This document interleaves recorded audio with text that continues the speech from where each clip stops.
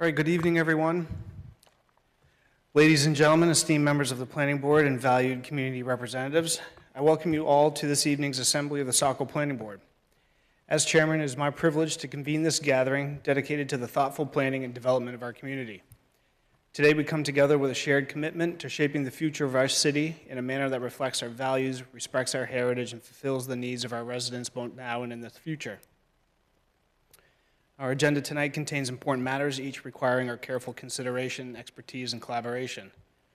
As we engage in our deliberations, let us remember the profound impact these decisions will have on the lives of all, keeping in mind we're residents like you. It is our duty to maintain transparency, fairness, and inclusivity in our proceedings, ensuring that the voices of all are heard and respected. Together, we must embrace the responsibility entrusted to us by our community, working diligently and thoughtfully to chart a course that fosters growth, prosperity, and harmony. With that, I would like to call this meeting of the Tuesday, April 7th, 2026 Saco Planning Board to order. I look forward to the productive discussions and meaningful outcomes that lie ahead. Thank you. This evening with us, myself, Matt Provenzel, the chair of the board, and to my left we have our vice chair, Joyce Leary-Clark, and planning board members Jeff Brochu, Catherine Palini, and to my right, Jim Moyer and Chris Gagnon. Also with us this evening are our city planner, Charles Tettleman, our planning compliance manager, Lisa Harmon, and our Ward 7 City Council liaison, Nathan Johnson.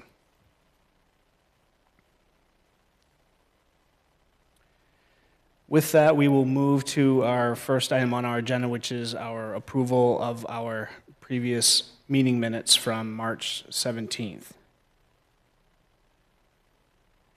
Do board members have any questions, comments, or edits on those minutes? Mr. Chair, I'd move to approve the minutes of the March 17th, 2026 meeting as presented. I would second that. Thank you for the motion, Joyce, and the second, Jeff. Any additional discussion? All right, those in favor. Chris? Abstain. Jim? Yes. Joyce? Yes. Jeff? Yes. Catherine? Yes. I'll vote yes as well. Motion passes 5-4, 1 abstention.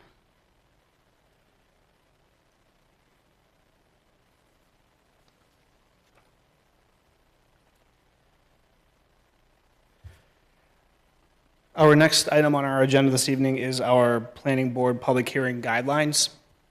This is a document developed by the board and city staff outlining the procedure in place for our public hearings that are held. This explains the purpose of the public meetings, the outline procedure of reviewing an application, and the public comment presentation and meeting duration. This is a document available at the rear of the auditorium as well as online. And if anyone has any questions on that, please let us know and we'll do our best to answer those questions.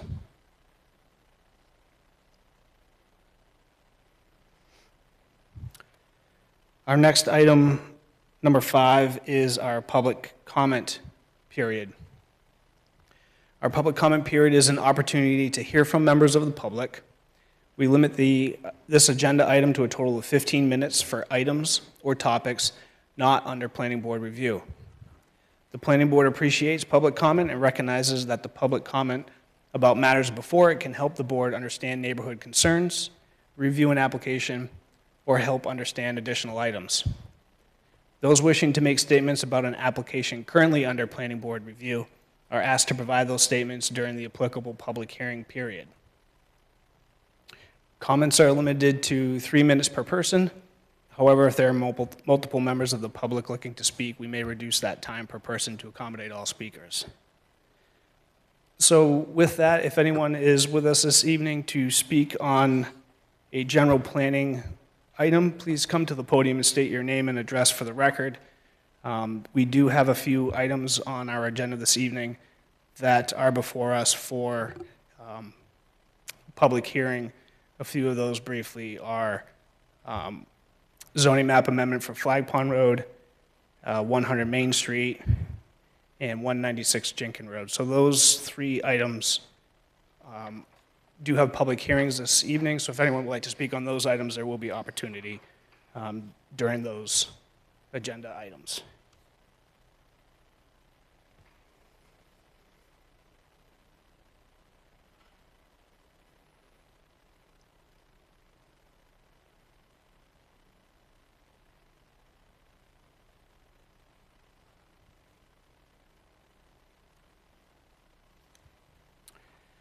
All right, well, with that, we will move to item 6 of our agenda. This is our planning application review and public hearings this evening.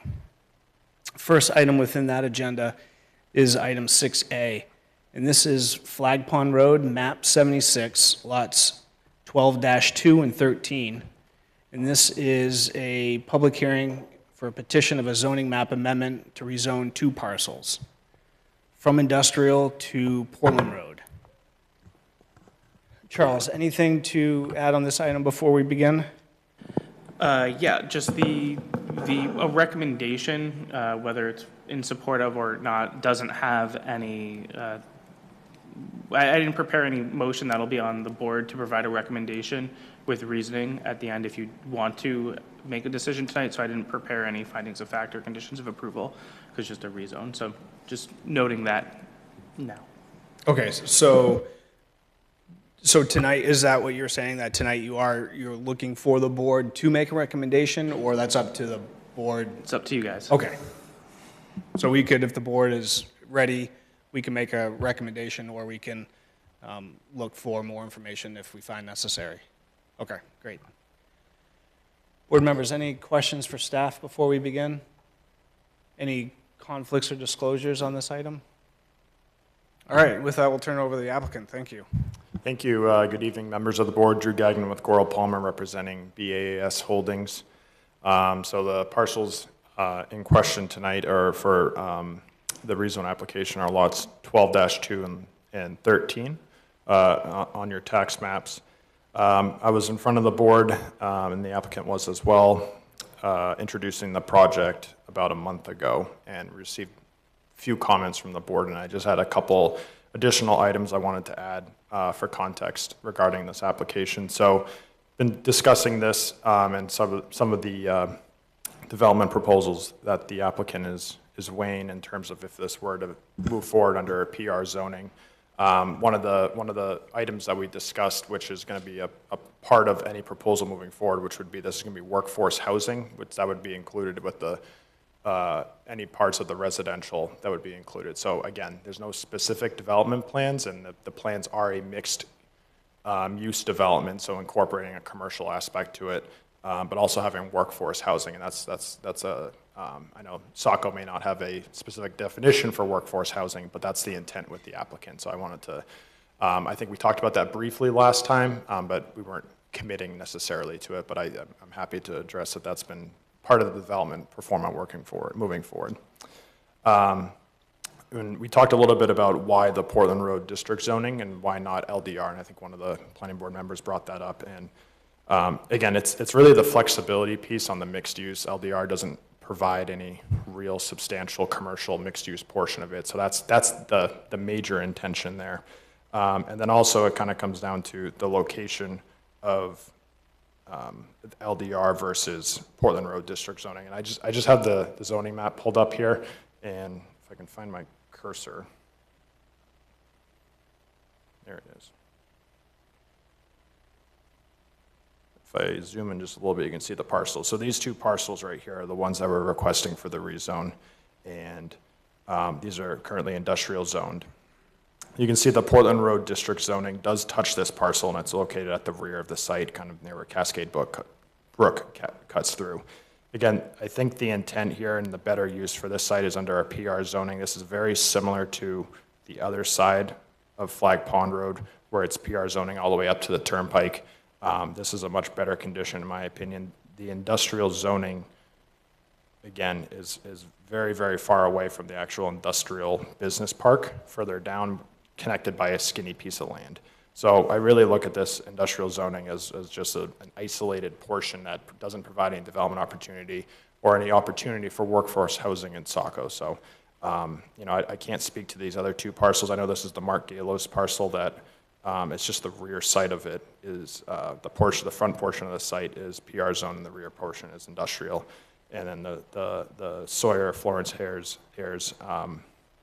parcel as well. So as far as what the applicant control, which are these two parcels, it really makes sense for it to be PR zoning. It's not just up against the roadway like the LDR zones along LDR parcels along Flag Pond Road. So again, the intent how does it fit into the overall context of the community? I think it's really, the proof is in the north side of Flag Pond where this is existing currently. And then just touching on that too, the PR zoning really provides much better adherence to the comprehensive plan that Saco has approved. So I touched on that in our application letter on how we're meeting those different criteria in terms of expanded economic opportunity for all, being able to connect different interfaces, being able to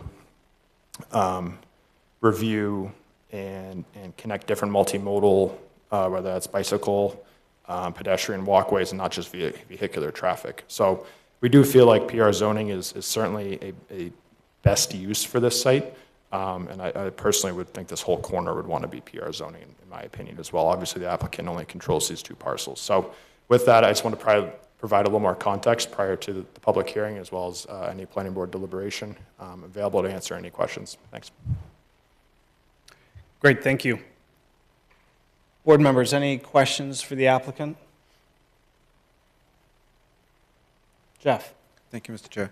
So Drew, one of the things we talked about was the upland of the lots, and how the largest portion you had a very conceptual, possible design. And so the more productive or easier developed parcel or upland is bordering the main turnpike corridor. What would you envision for buffering? Because as you know, this land has been harvested. We all see it when we travel up the turnpike, northbound.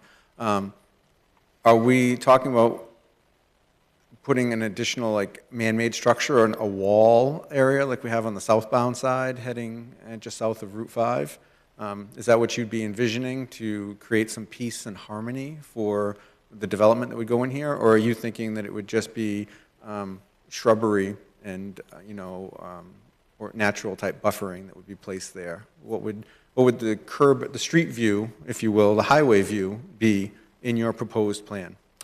It certainly, and I'll caveat it by saying there's no specific direction we're heading in right now, but as I think about this and what I've talked to the applicant about any potential development moving forward, there needs to be a buffer, right? And I think it's likely it would be a combination of the two, between some sort of fencing as well as definitely additional shrubbery. And I think that's a given. Just obviously shrubs can help the sound barrier.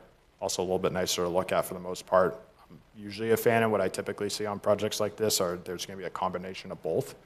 So I would envision that. And I would envision it to be a relatively healthy buffer. So.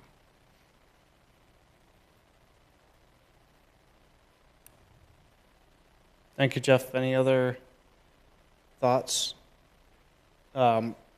Charles, I have one. In the big picture, when it comes to zoning map amendment proposals, the one before us, of course, is specific to the applicant's property.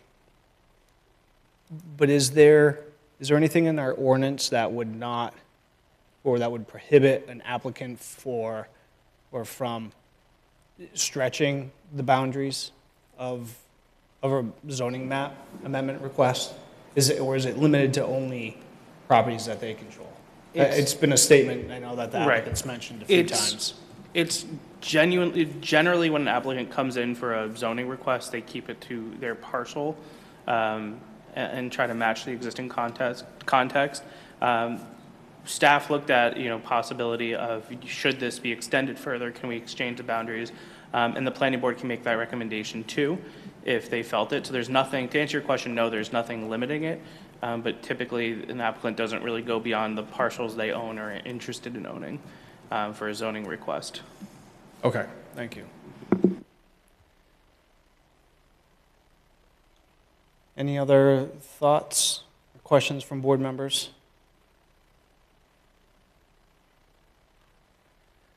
This item is a public hearing as well. So perhaps if the board would like, we could open a public hearing and go from there if you'd like. Mr. Chair, I move to open the public hearing. Thank you for the motion, Jeff. Second. Second by Chris. Jim? Jim. Sorry. I have to turn my You head have a to little look more. now. I have to look now. All right, motion made by Jim and second by, motion made by Jeff, sorry, second by Jim. Let me get my bearings again here. Any additional discussion? All right, those in favor, Chris? Yes. Jim? Yes. Joyce? Yes. Jeff? Yes. Catherine? Yes. I vote yes as well. Motion passes 6-0 to open the public hearing on this item.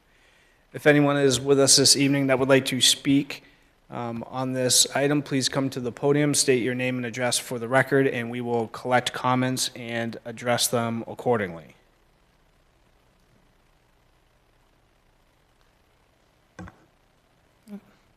Is this the little timer here? Yes. Okay. Go Or you ahead. just cut me off if I ramble. Katrina Patello, 116 Flag Pond Road. Thank you all for listening to me tonight. I am obviously a local resident, very close to these parcels, and I'm speaking in opposition to the rezoning of both of those parcels from industrial to Portland Road zoning, because we're not on Portland Road, it's Flag Pond Road.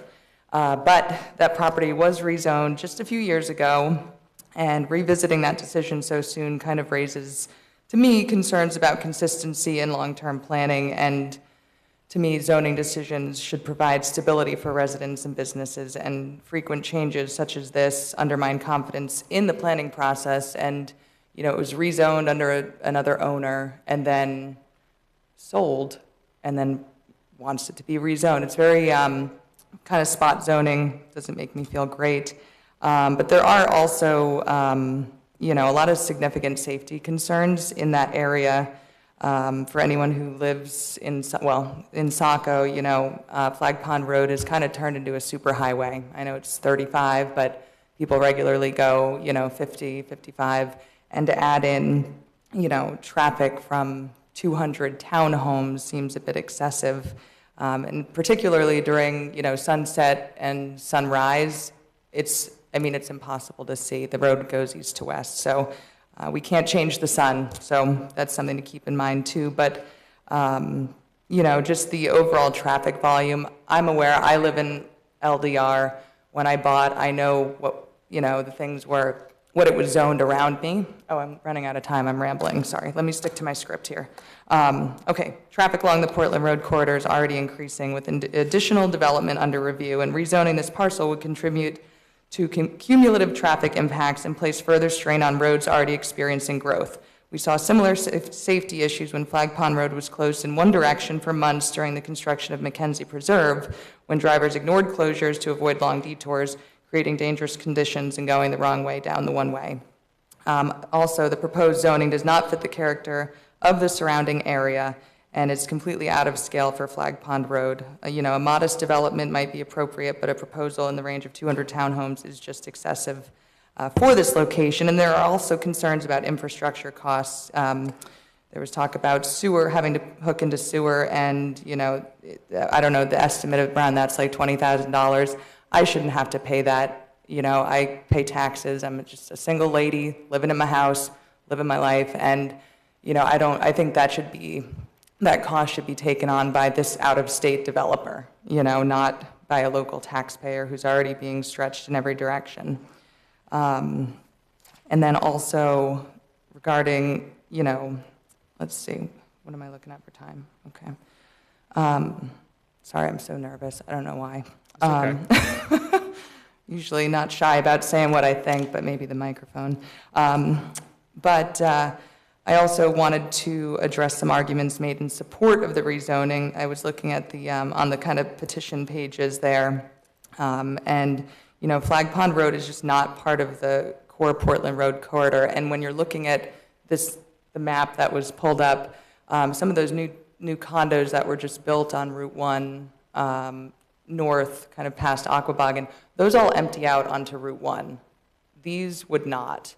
And Flag Pond Road is already strained with all of the development on Jenkins Road, and just, Buxton, Gorham, it's turned in, it's a corridor and people use it and they go to the light. And if this development could dump out into Industrial Park Road where there's more infrastructure or somewhere else, I'm just speaking in, just in opposition. I just think it's absolutely ridiculous. And industrial, I guess I'd rather have, one big industrial building with some trucks than 200 townhomes and all of that traffic, because those people are going to go get groceries, make their, all their daily errands. So anyway, I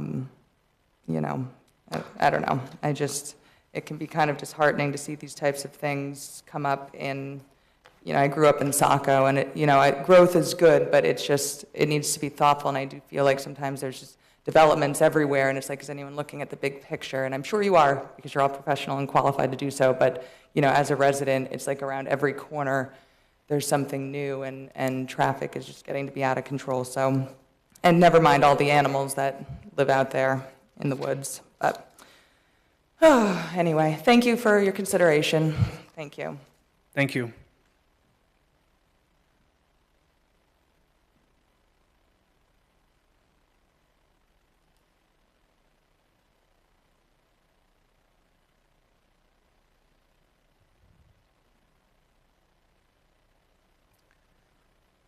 Mr. Chair, seeing no other members of the public that, oh.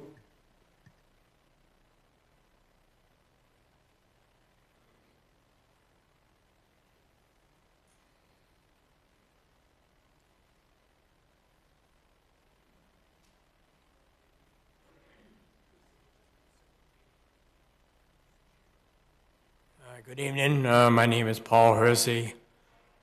I'm at 117 Flag Pond Road. And like with a lot of other proposed projects in Saco, traffic becomes a huge issue. Everyone thought that once they fixed the 112 more entrances to the turnpike, that people from west of Saco would travel that way, which they do, but Monday through Friday, from 7 to 9 in the morning, from 3:30 to 5:30 in the evening, Flag Pond Road becomes a throughway for people going west. People coming down Route 1 do not want to, or prefer not to go down and go 112 or go down the main turnpike and go the new exit. They go Flag Pond Road. And I was here 5 years ago when the zoning proposal was from residential to industrial. And believe me, the traffic on Flag Pond Road today is a lot greater than it was 5 years ago. If the zoning is changed and this project moves forward, they were talk about extending the sidewalk from Mackenzie Preserve up to this development. It sounds good, but this past winter, there was 3 months that no one can use the sidewalk. The city of Saco, because of other priorities in the city, they just don't have the time or the staff or the equipment to come up and do the snow blowing and maintain the sidewalk so people can walk on Flag Pond Road in basically 3 months out of the winter. Now, there's no problem. And the other thing I'm wondering is it going to be upgrading to Flag Pond Road? There are places on Flag Pond Road, the utility poles are only like 12 to 18 inches from the pavement. And once you have snowbanks there, there's not much room there. and then people can't walk on the sidewalk because the sidewalk's not plowed. So, I guess that's my concern is the traffic. I know 5 years ago, they said there was enough sight line distance when people are coming over the bridge on the main turnpike. There was enough sight distance for people to slow down and stop. But keep in mind, I know about where the entrance to this development is going to be if it moves forward. And you're right, the first vehicle turning or stopped, there may be enough sight distance. But if you get 3 or 4 cars or 5 or 6 cars backed up behind a car that stopped, then somebody coming over the turnpike, over the bridge, you greatly decreased the stopping time. So, with this, if the proposed zoning is passed, then I understand that the applicant will come back with a plan. And at that time, they'll probably determine, how many cars would be coming on the Flag Pond Road. So that's my comments for tonight. And if this moves forward, I'll be back again when there's a plan on paper on exactly what they're going to do. But it looks like they're talking about the 10.7 acres, which is adjacent to the turnpike, because most of the other area is a great amount of wetlands. So, thank you. Thank you, sir.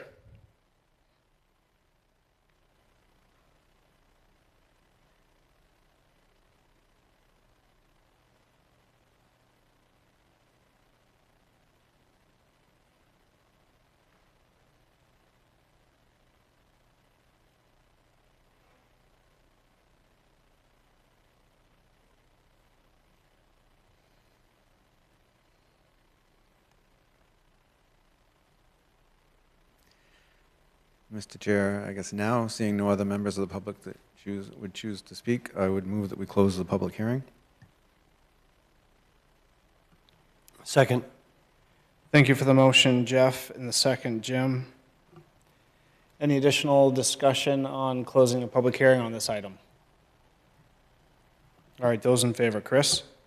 Yes. Jim? Yes. Joyce? Yes. Jeff? Yes. Catherine? Yes. I'll vote yes as well. Motion passes 6-0 to close the public hearing.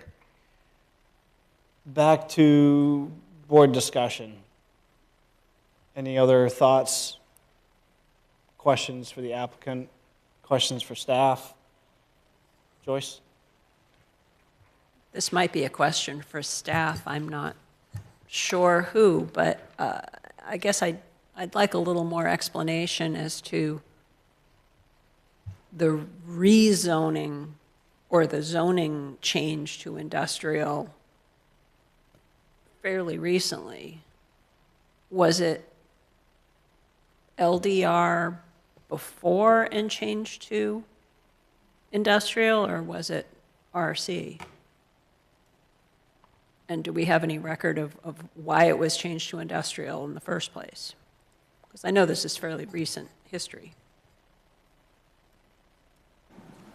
I would defer, I would see if there are any member of the board that may just remember that conversation. I was not here.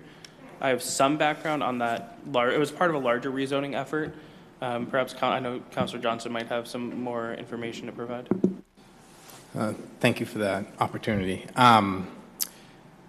Yeah, I mean, this, again, at council level, will have my own opportunity to weigh in, so I don't really want to impart my opinion here, but just to answer the question, the zone change that occurred, again, we discussed this, and Jeff will remember, at length during the zoning ordinance revision process about what to do with this parcel. A large portion, the majority portion of this parcel has been zoned industrial going back to the 1990s, I believe, maybe even earlier. The parcels fronting Flag Pond were LDR. We chose at the zoning ordinance revision to maintain status quo. Then, almost immediately, soon after, I want to say within a month or two, we had a request which really was the same request that we had dealt with during the zoning ordinance revision by the owner of the parcel to rezone the LDR portion so they could gain access to the industrial land. Again, we had lengthy conversations at council. We made that change, understanding we had an applicant that had told us at the time that he was going to move forward with an industrial use. He also went about clear cutting the parcel. We never got the industrial use, but again, I will say, from my perspective, this is a question of long-range planning and strategy again, which, you know, you have a request before you. You obviously can give your recommendation on it, but I feel like we're kind of spinning our wheels on this topic. And like I said, we currently have Portland Road master plan being worked on. I think that there's probably greater discussion to be had at council about not just this parcel, but several others here.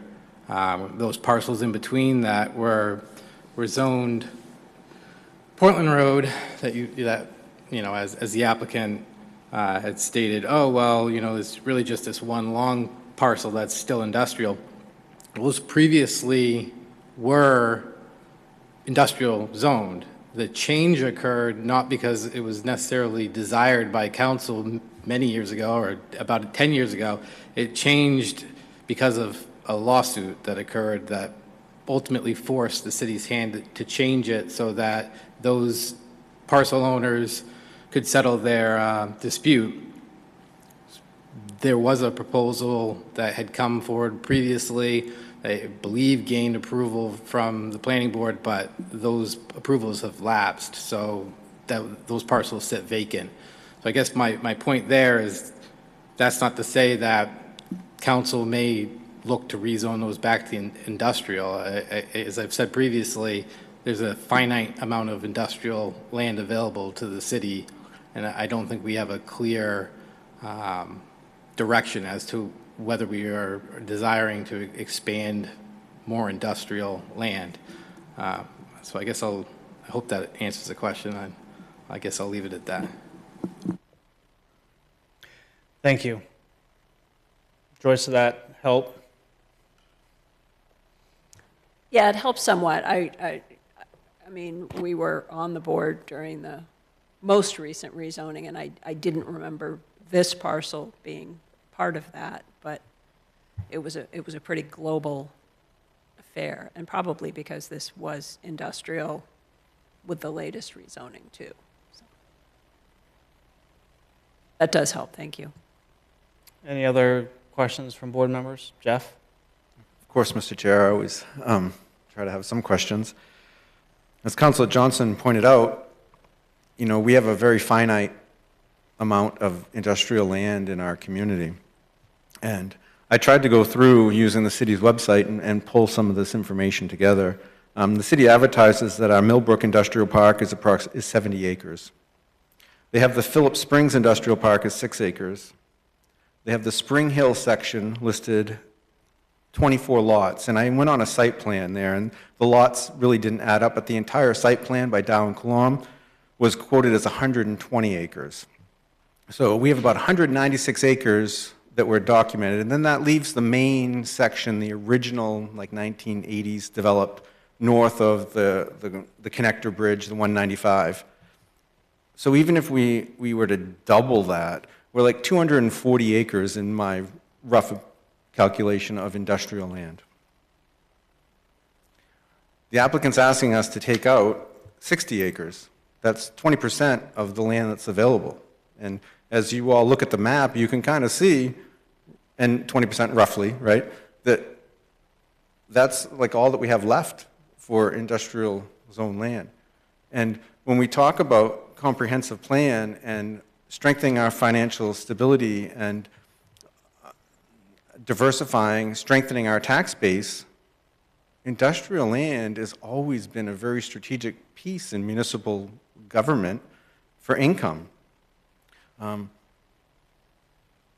So that, kind of weighs on my mind. How do we set the course so that our economic development teams and planning teams have the availability to bring larger taxpayers into our community? Not only larger taxpayers, but also job base, quality job base. No offense to any particular business, but wouldn't it have been great if the Ready Seafood building could have slid down closer to this? It would have been in our industrial park and would have made our jobs of buffering. How do we provide buffering from these different uses? And Portland Road is a unique district, right? We're trying to create this mixed use field. It's got a lot of land. There's an opportunity for some of these larger developments to go in. We're always struggling with buffering. And that was one of my questions to the applicant's representative tonight is, what do you envision for buffering on the turnpike? Do we really want to have 200 units of residential that are really set as close as possible to the turnpike boundary, that then they're trying to buffer with walls? And I don't view what took place southbound by Route 5, that wooden wall, sound attenuating wall, is very welcoming to our community. Or any community. It feels like it's fortified in some ways. But it's essential to make buffering. Wouldn't it make more sense to have an industrial use that follows that pattern as you're at the exits, kind of continuing up? So, like one applicant said, how do we remain in our homes and just kind of live our lives and ask for a solidified or a predictable tax base? Because not only do we have a finite amount of industrial land available, we also have a finite amount of land available in general for residential development. And which ones really help solidify our tax base? So, for me, I know it's always been a very difficult situation with the Jenkins Road in particular, to go from LDR and abut literally up to the industrial zone, because there's not much buffer there. It's one lot, and it's something that has gone on, I believe, since 84, 85, when zoning was put in place. That was when that line was kind of drawn. So almost every applicant that has bought those houses should have known that we're abutting industrial land, right? But this is not fair to be constantly, every 2 or 3 years, asking us for a rezone. Because that's when you really talk about spot zoning. When you look at that map and we're going to have industrial and Portland Road and another strip of industrial and then Portland Road in the front, that looks very speculative to spot zoning. And I think it's our job to convey a message to council that we don't want to have the appearance or don't want to have the practice of spot zoning. We want to be able to provide adequate buffering. We want to be able to provide adequate space for our economic development teams to attract additional businesses to solidify our tax base. So getting back to, even if we assumed we had about 100 and, I think 96 acres, even if we had double that for the existing, so that's 400 acres, right? That's less than 1% of the solid land in Saco. According to a Google search, there is 24,697 acres of land that's not wet in Saco. So less than 1%. We're not giving the city much to work with to solidify our tax base. So we're hearing neighbors saying, hey, we don't want to keep going back on this seesaw of what it's going to be zoned. We know that we want to solidify tax base. I think we should just be very solid. At one point, the applicant had said, oh, well, it's really wetland. It's not very economically advantageous to develop. Well, I think it'd be very clear to argue that the entire industrial park zone north of the 195 connector was all swampland. Those buildings are still dealing with some of the issues of being set a little too low in the ground. and their drainage issues. So swampland is developable. It takes work and effort, and you want to kind of keep those uses together, just as the ability to cross the ravine that's in there would be an option to the right applicant. I just think for consistency, let's try to keep all of the like kinds together. It works well for welcoming into our community. You're traveling up the 95 corridor, you see the buildings that are set back, the different businesses, kind of see some vitality, some strength and diversification in our community, hopefully welcoming other businesses to our community. And I think it would be interesting to see, too, we would want to check the side setbacks or the rear setbacks in the industrial zone versus the Portland Road District, how close they could actually build to the turnpike. That could greatly shift the appearance that we all think about as you're heading up the corridor, because what you're seeing developed currently is in the industrial zone. Their rear setback, I think, is different than what it would be in the Portland Road District. So we might want to be mindful of that. So those are some of the reasons why I think we should talk greatly tonight and then formulate an opinion to the board, to the city council. And I would be in favor of not being in support of zoning change. Thank you. Thank you, Jeff. Any other thoughts from board members? Jim, yes. You know, since this land was relatively recently rezoned industrial, I'm coming from this from a perspective that there was a lot of thought that went into that decision. And again, looking at the comprehensive plan, particularly one of the in the indices, there's a map of this whole area, which is east, I guess, of the turnpike, that Saco, I think, is hoping would have industrial kinds of uses there. It's set up for that. I think it's on page 65 of the indices. So I when I was reviewing this, and I think the applicant here has been very creative and thoughtful in promoting this zone change, but I agree with Jeff simply about the recent rezoning and the limited amount of industrial land that exists in Saco and the need for that use to expand. So I'm also not in favor of the rezoning, and I would agree we should recommend that it not be rezoned. Thank you, Jim. Any other thoughts from board members? Joyce? Yeah, I would just, I generally agree with Jeff and Jim. I too, worry about the lack of industrial zoned property, and maybe some other property should be rezoned industrial as well, but that's not my job. I do have concerns about large truck traffic entering and exiting on Flag Pond Road, and we have had comments from city staff about the fact that Public Works doesn't want to widen Flag Pond Road. They don't want to make it, they don't want to upgrade it for truck traffic. So whatever truck traffic is coming in, I think somebody's going to have to be creative about accessing the rest of the industrial park from this property if it remains industrial. Because it seems to me that the traffic has to go back through the industrial park and not create a throughway out to Flag Pond Road, because people don't want more car traffic, but I really don't think tractor-trailer trucks coming out that close to the overpass is a wise idea either. Thank you, Joyce. Any other thoughts from board members? Chris? Yeah, I second Joyce's opinion on, to me, it doesn't seem like heavy trucking down Flag Pond Road makes a whole lot of sense. It doesn't seem like it would be particularly safe with the narrowness of the road and some other conditions going on there with the residential density.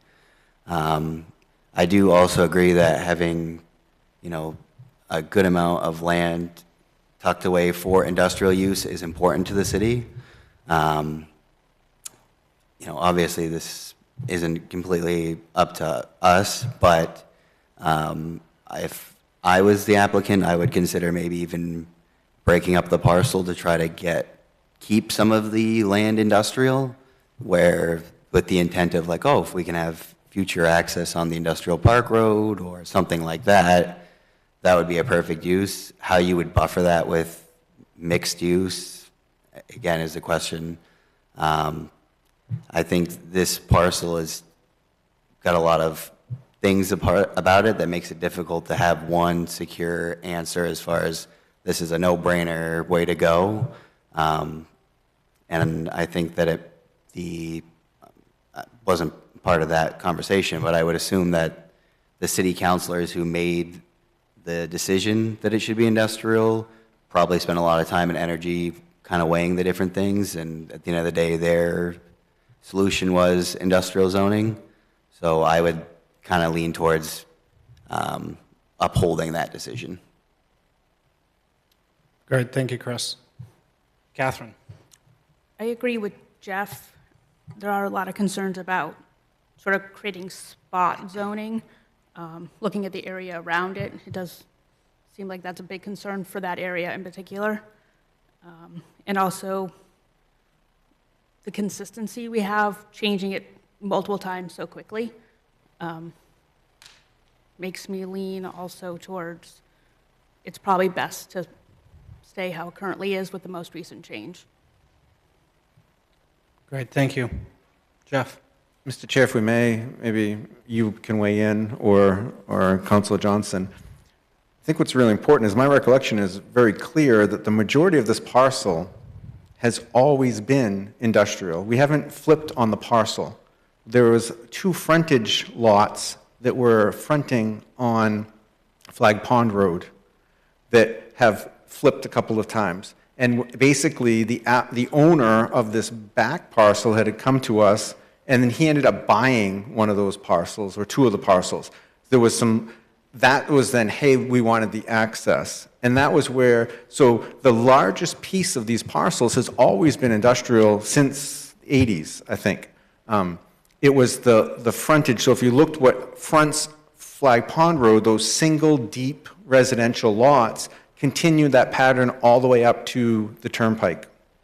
And it was those front lots that have flipped a couple of times for the newer board members. But it was also, like as Councilor Johnson pointed out, the applicant owned the land, he bought those front lots, he wanted it changed so that it would allow access, and everyone said, okay, it's an opportunity to start that development into the industrial zone, but we were all very cautious about vehicular traffic, right? So where now the applicant is asking us to flip much bigger chunk of land, right?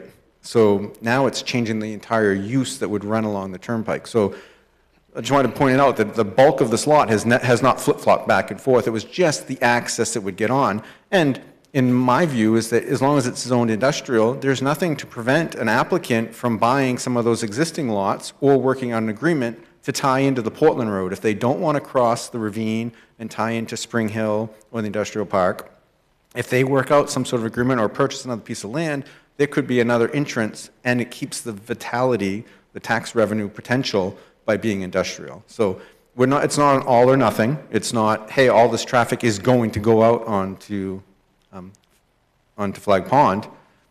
It's that was the opportunity from somebody who seemed like they had momentum, they had the land, they had the right title interest to get it developed, and then it was changed. So, thank you. Great, thank you, Jeff. Any other thoughts from board members? I agree with a lot of what's said from everybody here. I always seem to be a little devil's advocate here. I'm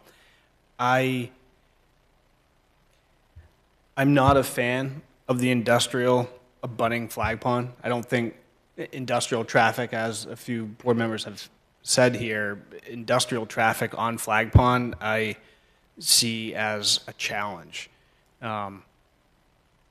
That being said, reducing the amount of industrial, area and zone that we have is, I'm not in support of that either. That it's important for a lot of the reasons, Jeff has said and other board members have said. So this area is challenging for sure. Pulling out the pieces, I do still feel is a little bit of spot zoning. It's interesting, the land orientation and the property lines are not perfect. I do understand it's challenging. There are, we could spend months talking about scenarios and what ifs, but it's a challenging location for sure and situation. I think what the applicants mentioned and thoughts with the mixed use and some commercial and residential and workforce, 100% am on board with that. Agree that it would be great for Saco. If this property were zoned for that currently, is that the best place for it? Whole nother conversation. So that's just sort of circling back, reminding board, we're zoning here. There's been some thoughts on what could go there, but we know what's allowed in Portland Road, and is Portland Road uses applicable for that Flag Pond Road scenario for, again, a lot of the reasons we mentioned. I'm not sure. So I guess that's my thought after discussion here. But any other thoughts or questions for board members? I'd like to hear from the applicant. Thoughts, comments? Drew, any additional thoughts, comments? Thanks, Mr. Chair. Just a few of the points that were made by the board that I wanted to address, and again, I appreciate everyone's comments. It certainly is a unique parcel, and can certainly appreciate that there's only a finite amount of industrial land in Saco, and understanding the idea to try to preserve some of that. I feel like this site, after some due diligence was done on wetlands, just simply does not support industrial use. It's a large wetland complex. It'd be very, very difficult to permit it, let alone try to fit an economic building on there with the appropriate parking and turning radii to support an industrial development. So I really, without taking into account any due diligence on the site, what does the land support from a wetland perspective? Industrial zoning may make sense just when you see 60 acres, but it's not that in reality for upland development. It's just very difficult. So that's just kind of diving into due diligence of the site a little bit. That's where the applicant was like, this isn't support industrial development. It's going to be difficult to permit, and it's the location of it in the wetland complex is going to be very difficult to impact that much to be able to support a large industrial building. Basically, with the light industrial, with industrial zoning up against Flag Pond Road, that is promoting the industrial traffic on Flag Pond Road. I'm not a developer myself, but I run a lot of scenarios for developers, and it's over 3,500 feet to connect into the existing industrial park south through that skinny piece of land. For a development to be able to support that, that's well over $5 million worth of infrastructure to build a road out to that.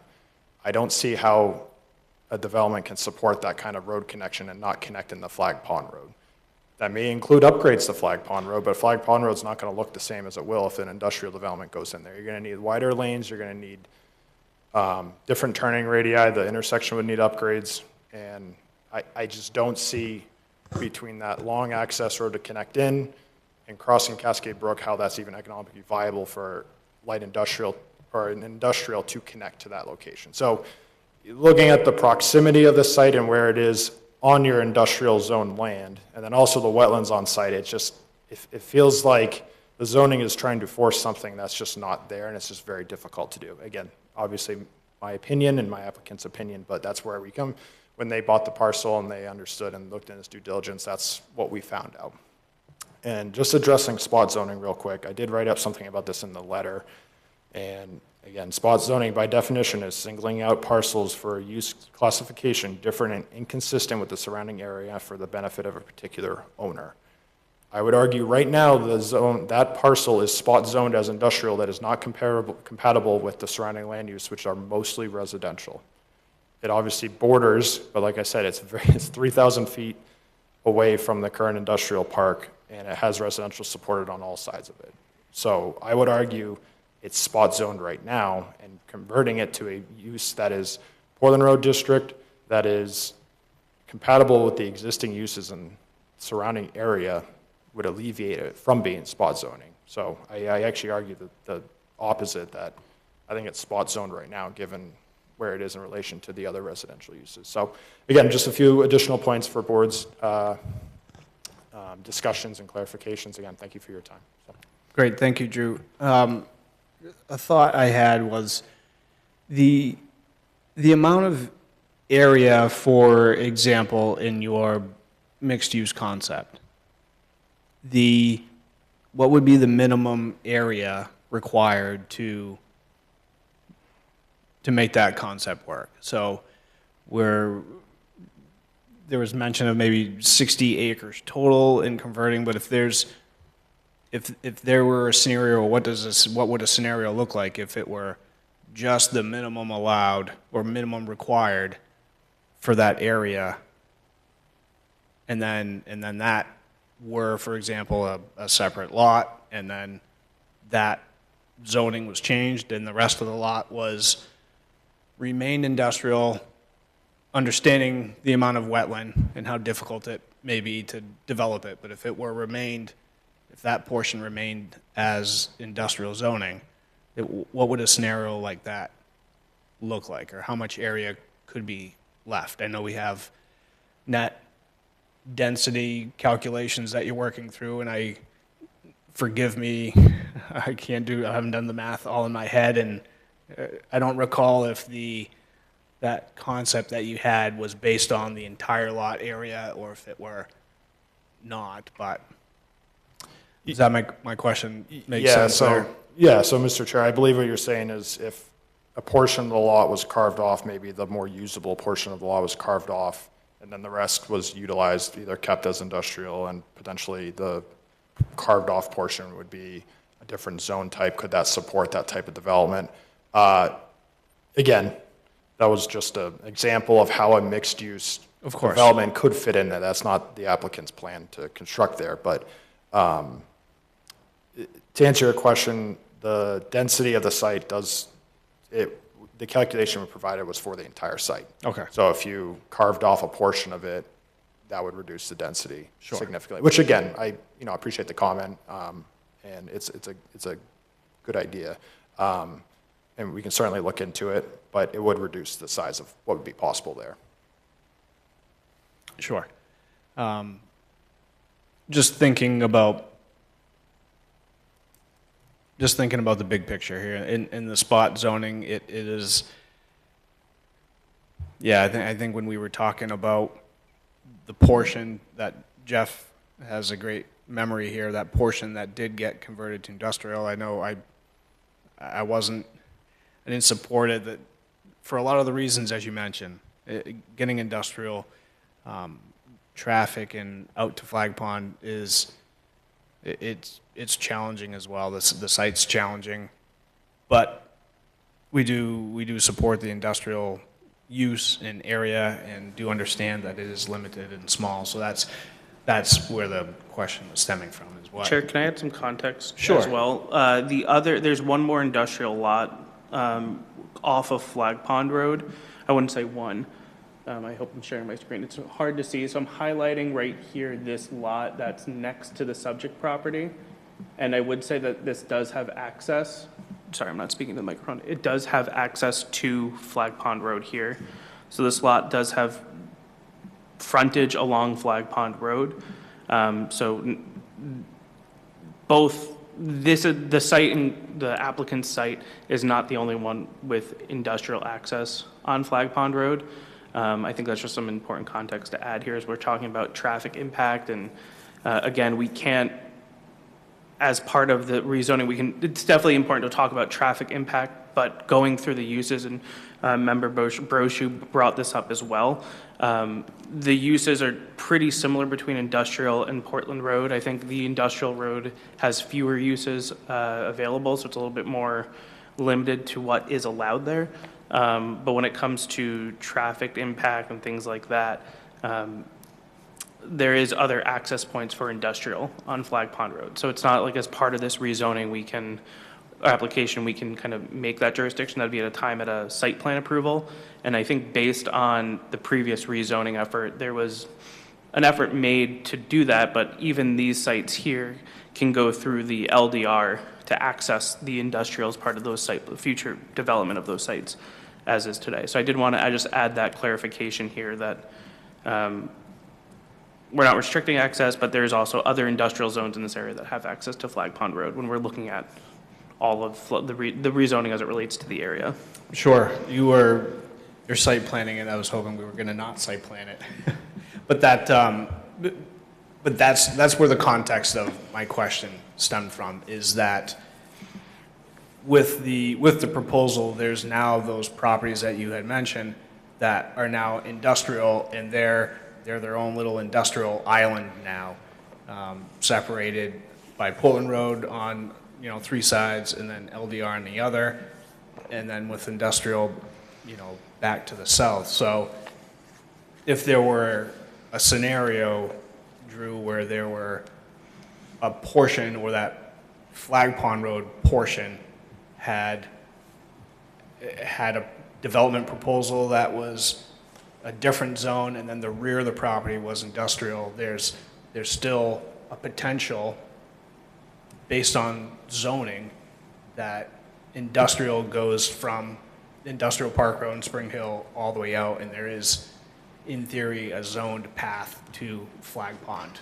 Though I don't think that's a great idea, but it would be allowed by zoning. So that's sort of what I was thinking with the question, was if there was a back portion, there was that industrial connectivity between the two pieces. So that's just trying not to problem solve, but problem solving at the same time. So, Jeff. I'm just a little confused where that discussion started to go. Mr. Tuttleman, you pointed out that there are additional lots along Flag Pond Road that are not divided on the back section, so they would connect to the remaining island, if you will, of industrial land, right? So all the parcels that are kind of behind that LDR have access off of Flag Pond Road today. It's just a little confusing with the zoning map, so they would just have to go through the LDR portion, which they can do. They can build the road through. I wanted to point out that that was the very reason that we had this flip-flop of land. The applicant who owned these parcels prior wanted to come across, and he bought the land. And our attorney at the time, I think it was Jim Kaskafikis, said that it was a zoning violation for even though he owned the land, to build a road through a different zone that was intended for industrial traffic. And I think if that was correct, so, and that brought up the whole thing about spot zoning. It brought up all of these dilemmas that we're kind of dealing with right now. So I think it's great that there's opportunity there, but if we're going to get into the same legal battle, that's why the Portland Road District didn't have those, and that's why we were always thinking, okay, at some point, maybe they'll work out some sort of a purchase and make way back out to the Portland Road.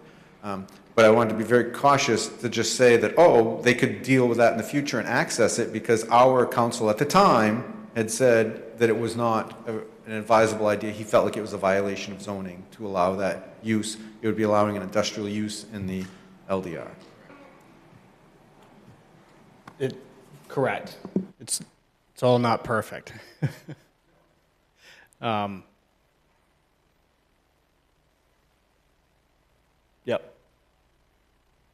Any other thoughts from board members? Direction, wishes? Chris? I feel like we should maybe make a recommendation. It feels like there's a consensus on this issue. And again, with the caveat that obviously we're not the final one having jurisdiction over the issue, I think it would make sense to just move forward with some sort of decision. Thank you, Chris. Charles, is this item on a council agenda yet? It probably wouldn't be on a council agenda until May, is my guess. Probably the second meeting in May, depending on their agenda room. So no, not yet. Okay. They're kind of waiting for the planning board recommendation first. Okay. Understood. So, Jeff? Mr. Chair, would it be appropriate? Could we, either we could I can make a motion and we make a finding and then build the letter, or would it be more appropriate, can we just start building a draft letter of recommendation? Because all of these topics are very fresh in our mind now, you know, buffering, spot zoning, compatibility of uses, you know, securing the economic availability of the industrial land. If we could put all of that into our letter, could we just vote on the letter that we'd like to send to council? Because Chris is right, it's their decision. Our task is just to do a letter. It's all fresh now. Let's just draft a letter and vote on it. So I would, in the interest of time, I think the best place, and I'll let you guys decide, is I will bring the recommendation of the board to council with additional information based on our conversation tonight. I don't think it would be a good use of planning board time to put together a letter. I think you guys can make a motion with that recommendation saying why. I have pretty good notes and minutes of the conversation tonight. And then we can bring the report. I can give it to Matt before sharing it with the council. But I know that I would be bringing the recommendation to council on behalf of the planning board. So I just don't think it'd be a great use of time tonight with other applicants in the room. Okay, thank you, Charles. So that was, I guess that was along the lines of my thoughts of putting together, you have good points in your report here about outlining the process through Chapter 230, Article 17. So I guess my thought was requesting staff to put together a draft report for the board to review. We could review it at our next item. Sidetrack for a moment, but that would be a great consent item agenda if we had consent items. It would be. Yeah. I can bring it, what we can do is we'll have another maybe 2 planning board meetings before, and I can bring it to our next meeting on the 21st. Sure. So I think the way the board is thinking or feeling now that the board doesn't seem to be in support of the zoning amendment. So I think if staff drafted a letter along those lines as such, hitting these topics that we mentioned, I think we could review that and then make a finding to forward that to council. I think that's similar to what we've done in the past. We've reviewed a report. How's that sound to board members? I think it's fair that they create a draft. I mean, if we're worried about time, but I think it's very important that we vote on what the draft is, because that's what we're tasked with in the ordinance, is drafting a recommendation to council. So I think we should definitely see that after just like they do a draft finding of facts, but we should vote on the document or edit it on the screen. Correct, yeah. I'd like the opportunity for staff to compile and put together a good comprehensive report for us, and then we can review it. Okay. So I guess with that, could we get an official motion for a request for staff to put together such report? So, Mr. Chair, I would move that we request staff draft a recommendation or a negative recommendation to council or with regards to the zoning amendment request for map 76, lot 12-2, and map 76, lot 13-1, to be brought back to us for our review and final vote. All right, thank you for the motion, Jeff. I'll second. Second by Joyce. Any additional discussion on the motion to request staff to draft a report for planning board review on this item? All right. Those in favor, Chris? Yes. Jim? Yes. Joyce? Yes. Jeff? Yes. Catherine? Yes. I'll vote yes as well. Motion passes 6-0 for that request for staff. And then at our next meeting, hopefully. Sounds good. All right, great. Thank you for the applicant. Thank you.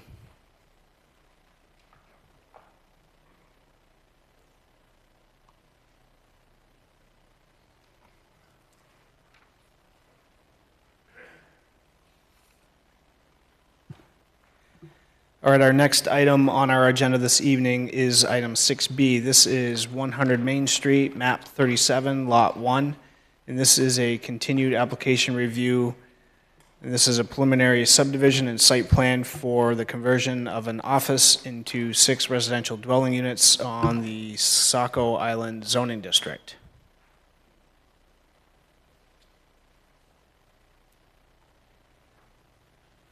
Charles, are there any Yes. Any additional items on this before we begin? Yes, so I just handed out, and we can make it available as part of the public record. After tonight's meeting, we'll post it alongside this packet. So at the last planning board meeting a few hours before, Councilor Johnson had submitted inquiries about the status of some things on Saco Island. And I think if we all remember the conversation about it, there were some unanswered questions.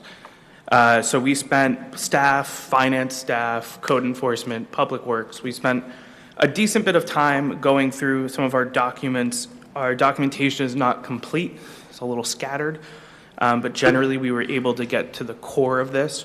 So saving some paper here, and there's more attachments, and some of the attachments were from Councilor Johnson's email as well.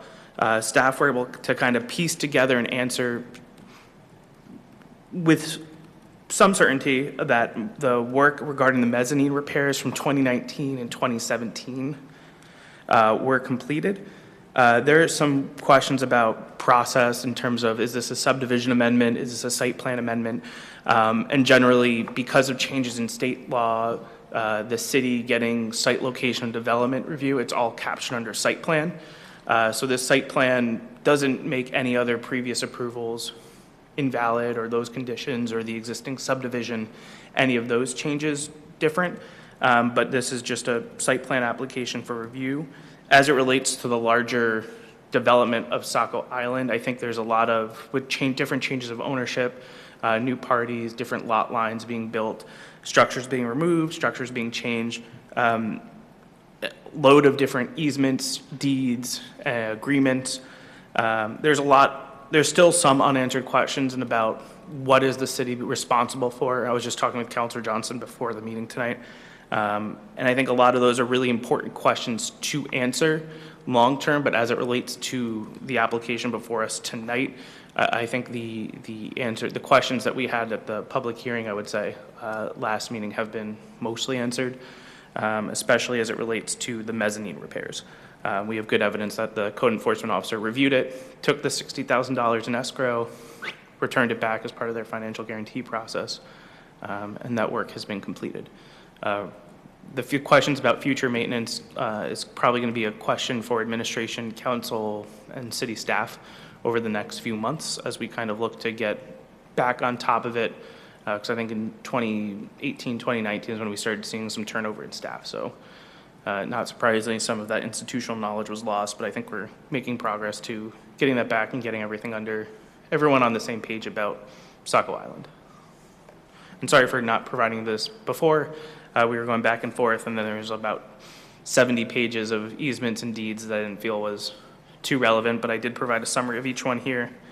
That kind of gives a good timeline. They are in, I think, time order. I tried to do my best with that, but yeah, if you have any questions about this, happy to answer. But again, it was mostly in response to Councilor Johnson's email. All right, great, thank you. Board members, any questions for staff at the moment? Any conflicts or disclosures before we begin? All right, with that, we'll turn it over to the applicant. Thank you. Good evening. Drew Olowski with Haley Ward, representing 100 Main LLC. So as Charles mentioned, we do believe we addressed the concern from last month's board meeting regarding the mezzanine repairs. At the meeting, there was really only one other issue that was brought up by the board, which was the site distance from the site. There were concerns with safety, just being able to see pedestrians and bicycle traffic coming from uphill from the site due to the existing sign that's currently in the driveway. There was also concerns looking right from the driveway just due to existing vegetation. In an effort to address these concerns, members of the applicant team did meet with members of the planning department and public safety on site to see if it was a current concern and if any improvements could be made to help with the situation. Two solutions were identified at that meeting. The first was to trim the existing vegetation looking right adjacent to the bridge. We feel that could be done to an extent where it would alleviate concerns with sight distance in that direction. Just due to the time of year and just because those trees are in full bloom at the moment, it wasn't quite clear to the extent of which those would have to be trimmed or possibly removed. We did come to the conclusion that if they have to be removed, we would provide a new landscaping plan to replace those so that the site would be in conformance with landscaping standards. So we would ask that that be made a condition of approval. So if that ends up being necessary, we can take care of it. Looking left regarding the sign, we propose to alter the sign itself to have the bottom portion of that sign be composed of a clear material. That way the people waiting at the entrance could still see through the sign. They could see traffic coming from that direction, including bicycles. It would be a lot more efficient to do that versus having to completely remove and relocate the sign. So in our conversations with public safety, they deemed that was an adequate solution to that, so we'll be happy to take care of that as well. And again, as Charles mentioned, we think the mezzanine issue was taken care of. So with that, we believe we have addressed all of the outstanding concerns with this project and hope we can move forward from here. So I'd be happy to take any other outstanding questions the board might have. Thank you. Great, thank you. Any questions from board members? Jeff? Thank you, Mr. Chair. I did have a question on the sign modification. Isn't that an internally lit sign? It is, yes. So are you going to be making modifications to shorten the lighting sources and block it off? Because if you light a translucent panel from the inside, you won't be able to see through it in the evening. The second thing is oftentimes those signs are notorious for kind of growing all sorts of stuff on the inside of them. And I'm wondering how you're going to keep it clean. Is there a way you can modify the lower panel where it's not a translucent material but just no longer a panel, just shorten the top of the sign? If the police department and traffic engineers determine that the sight distance from their 10 feet back and their, whatever, the 40-inch height that they're viewing, if that panel was removed, are you going to be able to just shorten the sign so we don't have to worry about maintenance of having it cleaned or glare from being internally lit? Sure, those are both great points. At this time, we haven't done the new redesign of the sign, but we'll be working closely with public safety to make sure everyone's happy with the solution we come up with. And we'll make sure to take those into account.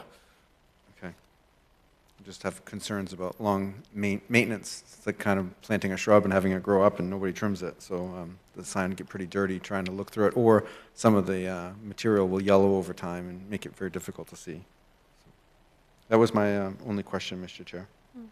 Great, thank you. Joyce? And I guess, Mr. Chair, just pointing out, condition of approval number 1, I think addresses that because it says prior to issuance of the certificate of occupancy, the applicant shall receive approval for a modified sign in accordance with Section 230, Article 9, from the code enforcement officer, demonstrating adequate sight lines. Plus, it goes on to talk about the tree trimming and replacement landscaping if needed.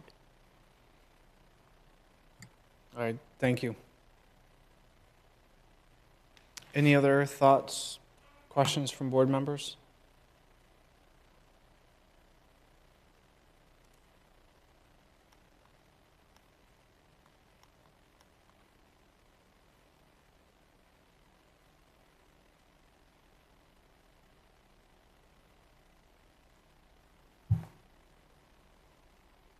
So, Mr. Chair, I believe at the last meeting we closed the public hearing. Is that right? I believe so. That's what I was looking for I was looking to confirm that. Yes, you guys did close the public hearing. Okay.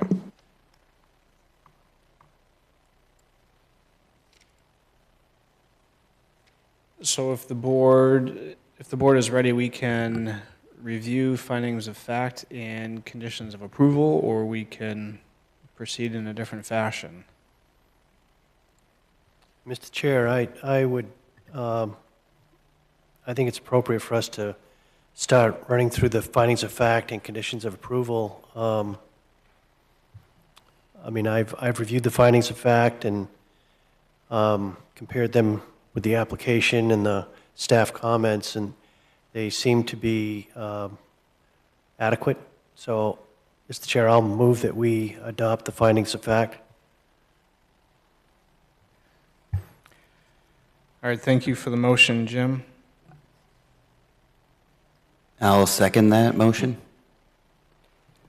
Second by Chris.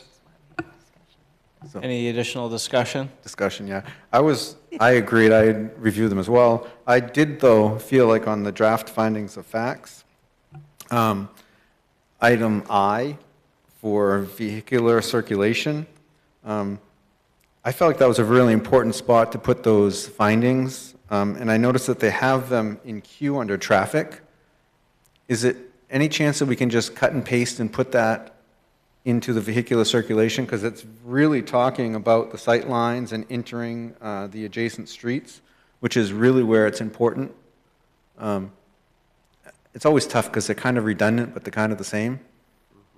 So I was hoping to take the details of Q with city staff, including Public Works, and they looked in the sight lines, and the applicant agreed if we could also put that up into I as well, so it's covered in both places. I don't know how the rest of the board feels, if you feel like it's sufficient being strictly in its current Q location. I think in Q and I think that's fine. We're reiterating that we reviewed it and we felt that that application was sufficient to satisfy both of those requirements. I think that's fine. Okay. And then the only other edit that I was thinking might need to be made was in the draft conditions of approval, section 4 IV or section 4.4. It has that note again about the private sewer facilities. I know Charles has said he wants to kind of put that in as very standard language. I don't believe that applies in this application, and I'm always a little bit nervous with that private sewer wording that it's going to tip people off thinking that there's an additional responsibility there, because my understanding is this entire site is gravity fed to the city pump station that's in the back. Is that correct? That's correct. Yep. So just to avoid confusion, and I know Charles is working to standardize it, I would feel better if that was stricken from, because there is no private sewer facilities to maintain and no agreement. It sounds like this site has a whole bunch of deeds and restrictions and 70 pages of stuff we shouldn't add and more confusion to find something that doesn't exist. So. Sure. That's a fair thought. Any other thoughts on findings? So Jim's motion was only for findings of fact. Just no. So Mr. Chair, I think what Jeff was concerned about was the second and third paragraph on Q, sticking those up under I, or adding them to I as well as keeping them in Q. Yes. So, Mr. Chair, I'll amend my motion to include those last two paragraphs in Q and to add them to I for vehicle circulation, pedestrian access, as well as keeping them in Q. I'll also amend my second. Okay, great, thank you. Any additional discussion on the motion and edits to adopt the findings of fact as amended? All right, those in favor, Chris? Yes. Jim? Yes. Joyce? Yes. Jeff? Yes. Catherine? Yes. I'll vote yes as well. Motion passes 6-0. Mr. Chair, I'll move to approve the conditions or adopt the conditions of approval as drafted with one change in paragraph number 4, eliminating sub 4, IV, eliminating that paragraph or sentence from the conditions of approval. Thank you for the motion, Jim. I'll second. Second by Joyce, thank you.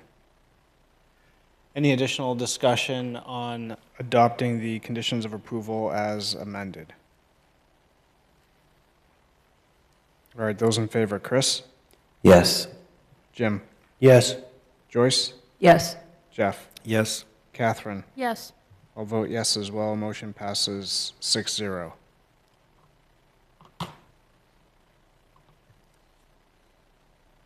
And Mr. Chair, I'll move that we grant site plan approval to the project 100 Main Street, map 37, lot 1, as presented.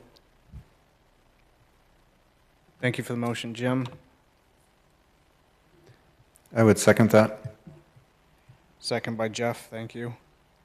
Any additional discussion on the motion? All right, those in favor, Chris? Yes. Jim? Yes. Joyce? Yes. Jeff? Yes. Catherine? Yes. I'll vote yes as well. Motion passes 6-0. Great, thank you, sir. Thank you.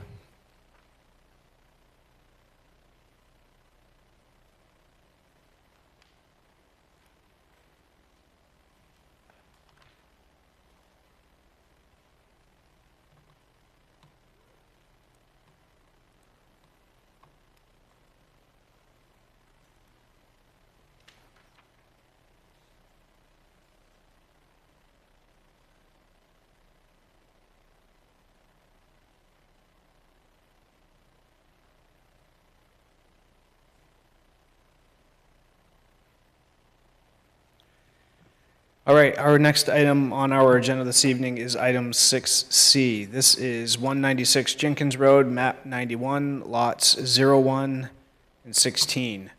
This is a continued application review for preliminary subdivision and site plan for a 14-lot residential dwelling subdivision. This is within the West Residential Zoning District. Charles, anything to add on this item before we begin? I would just say that the applicant did provide a resubmission at the end of the week for the last planning board meeting. So that was, I think, the week of 3/20, one of those dates back there. So we sent it out to our city staff for review, our landscape, wetland, wildlife, and hydrogeologic peer reviewers to, review the resubmission. And as well as send it out to city staff. So you have those memos attached. The applicant got them with the packet, so there wasn't a chance to formally respond. So a lot of the findings of fact and conditions of approval that you saw at the last meeting have been updated based on our conversation, but also include conditions of approval. But the applicant has kind of some of those plans tonight for you, I believe. I'll let Jamie speak more to that. But just so knowing the timing of this, we weren't able to get a resubmission before the packet went out, just because it was back-to-back meetings, and we want to give our reviewers time to thoroughly review the project. Sure, thank you. Board members, any questions for staff before we begin? Any conflicts or disclosures? All right, with that, we'll turn over to the applicant. Good evening, James Lowry, BH2M, here on behalf of Mike Mazoyan Development LLC. As Charles noted, at the conclusion of the last meeting on March 17th, we finished up our response to comments from the outstanding peer review and city engineer comments at the time. Submitted that on March 20. Received those memos when Charles posted their continued review of the materials when Charles posted the agenda on Friday. Out of those 4 memos that were there were 2 predominant, priority type of comments that we wanted to make sure we addressed for tonight. One of which was the Normando Associates comment regarding the potential for additional wetland areas once they were able to revisit the site with no snow cover. We immediately reached out to Alex Fenimore with Mainly Soils, who did the wetland delineation for the project last spring. He came back to us with, he was able to go out there yesterday morning, got a memo back to us by the end of the day yesterday with some CAD line work that we were able to drop into our plans, which we provided to Charles this afternoon.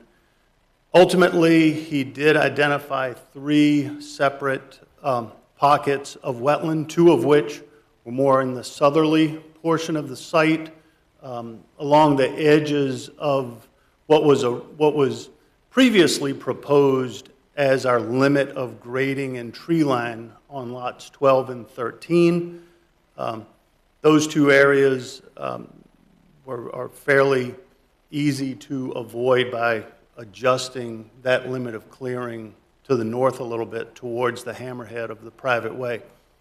There was a 3rd wetland area that was much smaller, only about 385 square feet, but it's right in along the edge of the right-of-way and the property line to what we have as proposed Lot 5.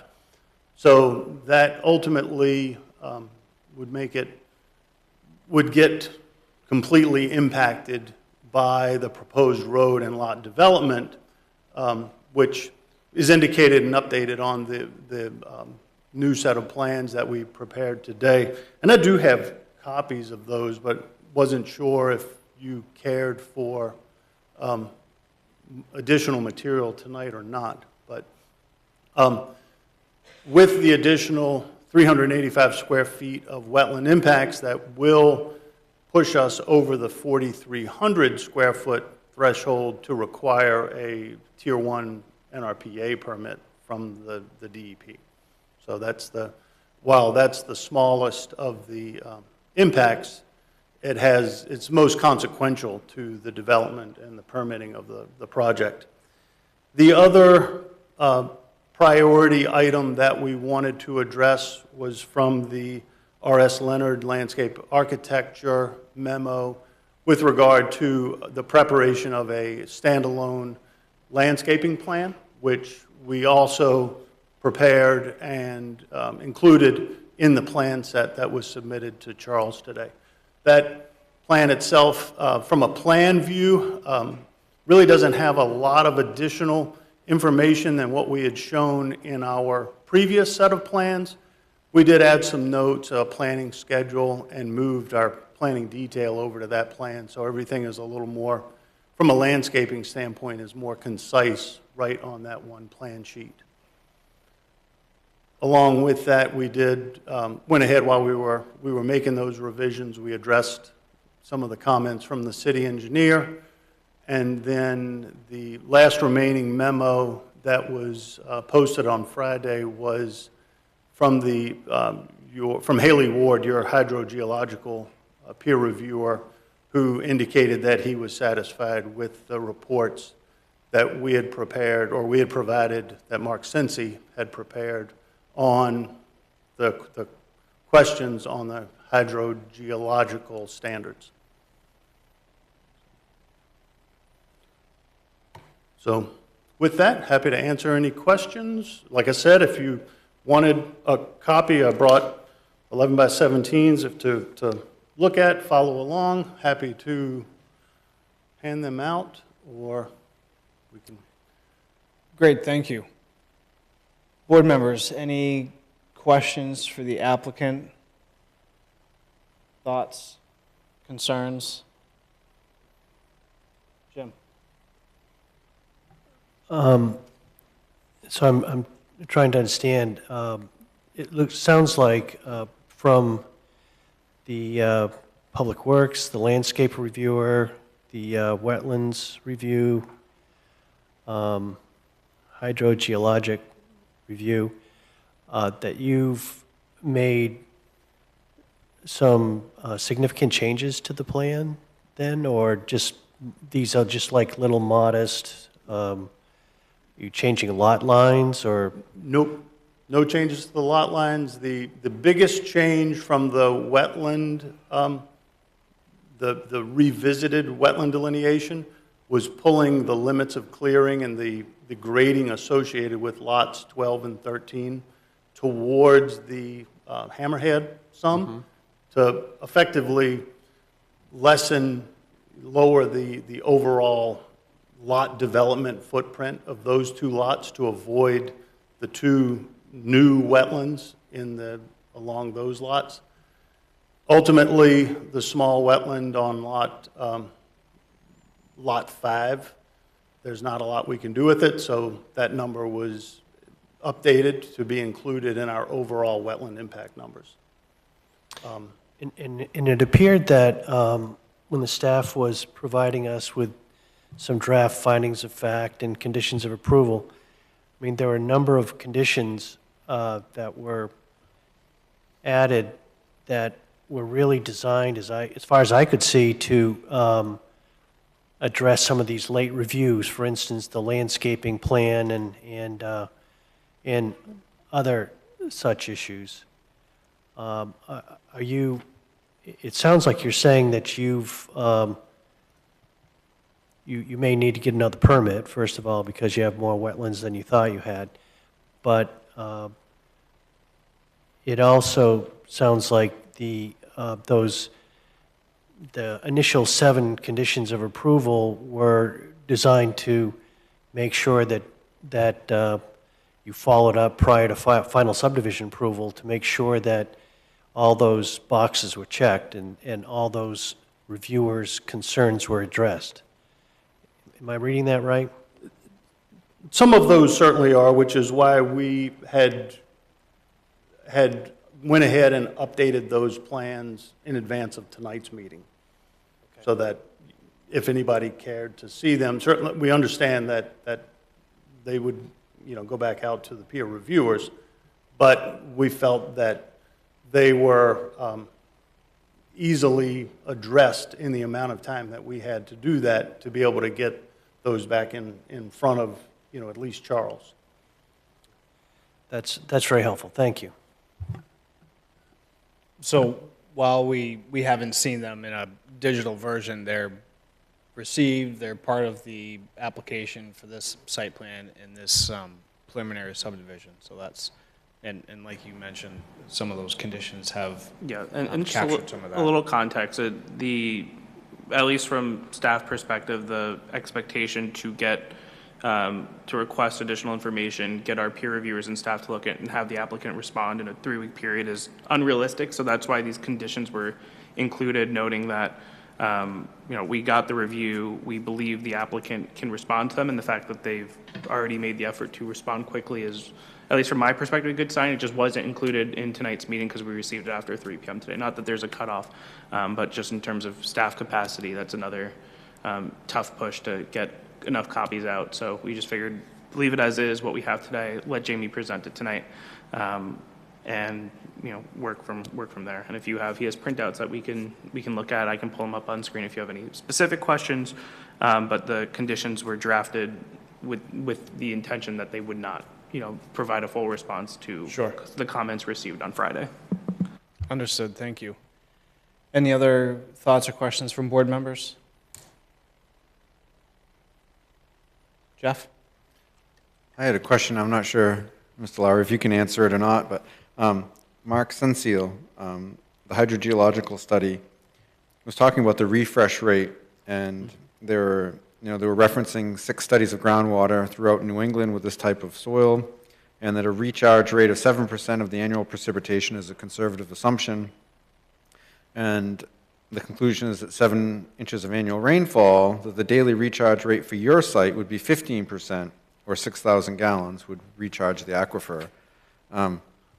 It kind of seemed, the way I interpreted it, that it's double what the anticipated to be. And I'm not sure if I just misinterpreted the percentage of the rainfall. And I was just a little surprised at Haley Ward being so thorough. Usually they pick up on stuff like that. So, but Haley Ward was quick to point out that, we'll be replenishing from the Heath Preserve. And that always find that kind of problematic is that our ordinance is saying, that, it's supposed to be stormwater's treated on site, held on site. It's kind of the same thing with the recharge rate, that we're not replenishing, because part of our ordinance review is that we're protecting the groundwater supply. Even larger, that we're protecting our natural resources, including the heath bog. But at the same token, the groundwater was pretty clear. You had a northerly flow in the groundwater table, so it's heading towards the heath. So I was kind of torn on some of that, which just made it difficult. How do we view that, right? The groundwater is flowing towards the heath bog, but they're saying that, oh, don't worry about it, even if what I interpreted, if you're not recharging enough on your land, you'll draw it back out of the heath. And that became a little bit problematic for me to understand, because I didn't feel like the peer review answered it. And I don't know, I mean, obviously, you're probably not a hydrologist, but if you could explain if there's a blatant thing that I was missing with that 15% versus 7% recharge. Based on that, I picked up on what I believe you're talking about on that, and I don't have the report right in front of me. I think there was the calculation that he did just at the bottom part of that page was based on the 7%, and I don't know if it was just a typo, a holdover from another report where he referenced the 15%, or if there was, ultimately a factor of safety that he applied, but I believe it was a 7% recharge into the bedrock aquifer that was part of the calculation that was used to compare the average withdrawal from the 14 homes to the recharge back into the aquifer. Yeah, I was just confused because I interpreted that the 14 homes were a little over 5,000 gallons, but I thought that the standard was 7%, that they were trying to meet the recharge, but yours was going to be 15% to get 6,000 gallons. And it just... And I think, because I was looking at that a little bit, and I'm pretty confident that the calculation he did was based on the 7%, and I can't ultimately speak to the 15%. Okay. We can work to clarify that with Mark. Yeah, I caught that as well, but I went back and I went back simply to their conclusion, and where his conclusion talks about the extraction versus recharge is that the recharge exceeds the overall groundwater demand. So that's sort of where okay. But I caught that as well. I was like, oh, that's quite a big jump, and I don't know. I guess I became satisfied with the conclusion was no numbers, was just clear. The refresh it exceeds the extraction. So that's just from me. But well, maybe we could a quick email be sent over to Haley Ward just to confirm that that we are understanding that correctly? Is that possible? I mean, his conclusion says that the recharge rate exceeds the overall demand of the subdivision, and that anything, and this is where he brings in the Saco Heath Preserve, not that we want to rely on that area as, or off-site as recharge, but what would be the question for him if his conclusion is dissatisfied? Is there more like you want to understand more from a hydrogeo? Do you want him to kind of be more in depth in his report? No, I just want it to be very simple. Is 7% recharge rate what they're looking for to recharge what the extraction is, and this one's taking 15%? Or it almost sounds like this one's taking double what the standard is supposed to be, was my concern. And if we're extracting more than we're recharging, I have concern about approving that we're drawing out of the Heath Preserve to supplement the water needs. That was my only question. Yeah, we can reach back out. I think if we did for a final subdivision, we would Correct. send this back out to him anyway, and we can confirm that as well. But I would trust that 15% in at least the memo from it, because it seems to be him doing his own calculations and then referencing and saying that, here are my calculations, here's that. But we can do that. Yeah, it's fine. And Mr. Chair, it's not really what I saw. I mean, Sensi's memo says I mean, the last sentence of it says, "This suggests the precipitation falling on the site is sufficient to supply the bedrock aquifer with no detrimental drawdown effects on the neighborhood." So Mark Sensi says there's enough rainfall to supply this property. And then the peer review also mentions, well, if there's additional drawdown needed, there's going to be more or an enhancement of the groundwater from the Saco Heath. But Sensi's saying there's sufficient precipitation in and of itself. Right, I think it was intended to be more of an anecdotal comment that there's a get a large backup plan? amount of undisturbed area adjacent to the site that's contributing flow into the bedrock aquifer. Above and beyond. Right, above the and beyond precipitation. what's actually falling right onto the project site itself. And I know Mark was in fairly close contact with the peer reviewer at Haley Ward as he pulled together his reports and, collaborated, or not collaborated, but coordinated with him on what he was looking for to make sure he got it. Sure, so got it that's, right. so maybe, as Charles, you had mentioned, maybe that's something we could just maybe get clarified, if the project moves forward, in a brief email memo. Okay. And what I can propose is I'll reach out to Mark first thing in the morning. If he wants to clarify something, he can do that. Sure, and I guess I was gonna put it back on the applicant's plate to sort of, double check and say, hey, we, had a little question on a comment on your report, but Jeff, any other thoughts? So I still had, the photometric plan in our packet was dated December 31st, 2025. I believe that still does not include the city-required style fixture for the subdivisions. So, I mean, for final, I think that's important that that would be updated. There was question about the road name confirmation. I know you guys were pretty urgent in your email saying, hey, is the town going to not allow this because of the Copperleaf subdivision? So obviously, we can get that confirmation at some point. I overlooked one of my notes in my presentation.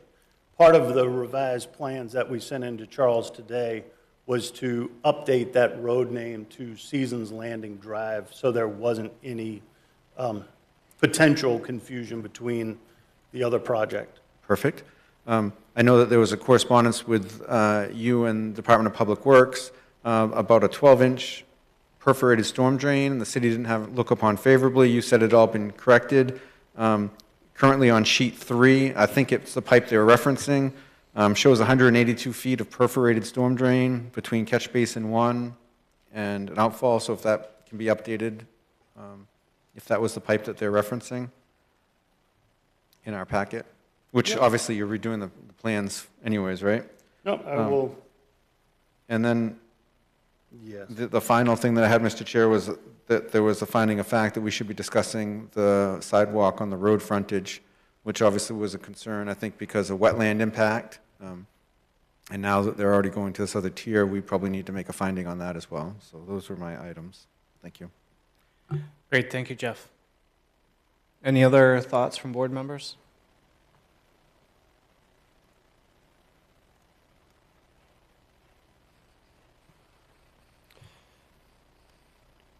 Mr. Chair, I believe we need to reopen the public hearing as well. No, you guys closed the public hearing at the last meeting. This is only continued application review. We did? Okay. That wasn't clear to me in our packet. If there's a public, for reference, if there's a public hearing, it will be noted on the agenda. So it'll say public hearing and application, continued public hearing and application review, and application review. This just has application review as you guys closed it at the last meeting. Sure, I see what you're saying, yeah. That was my recollection as well. That was why we had that 3 weeks and put them on tonight's agenda to try to stay within our time frame.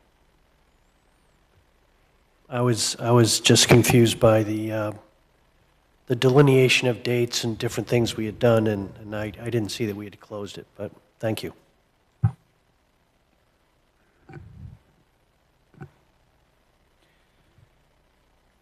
So, Joyce.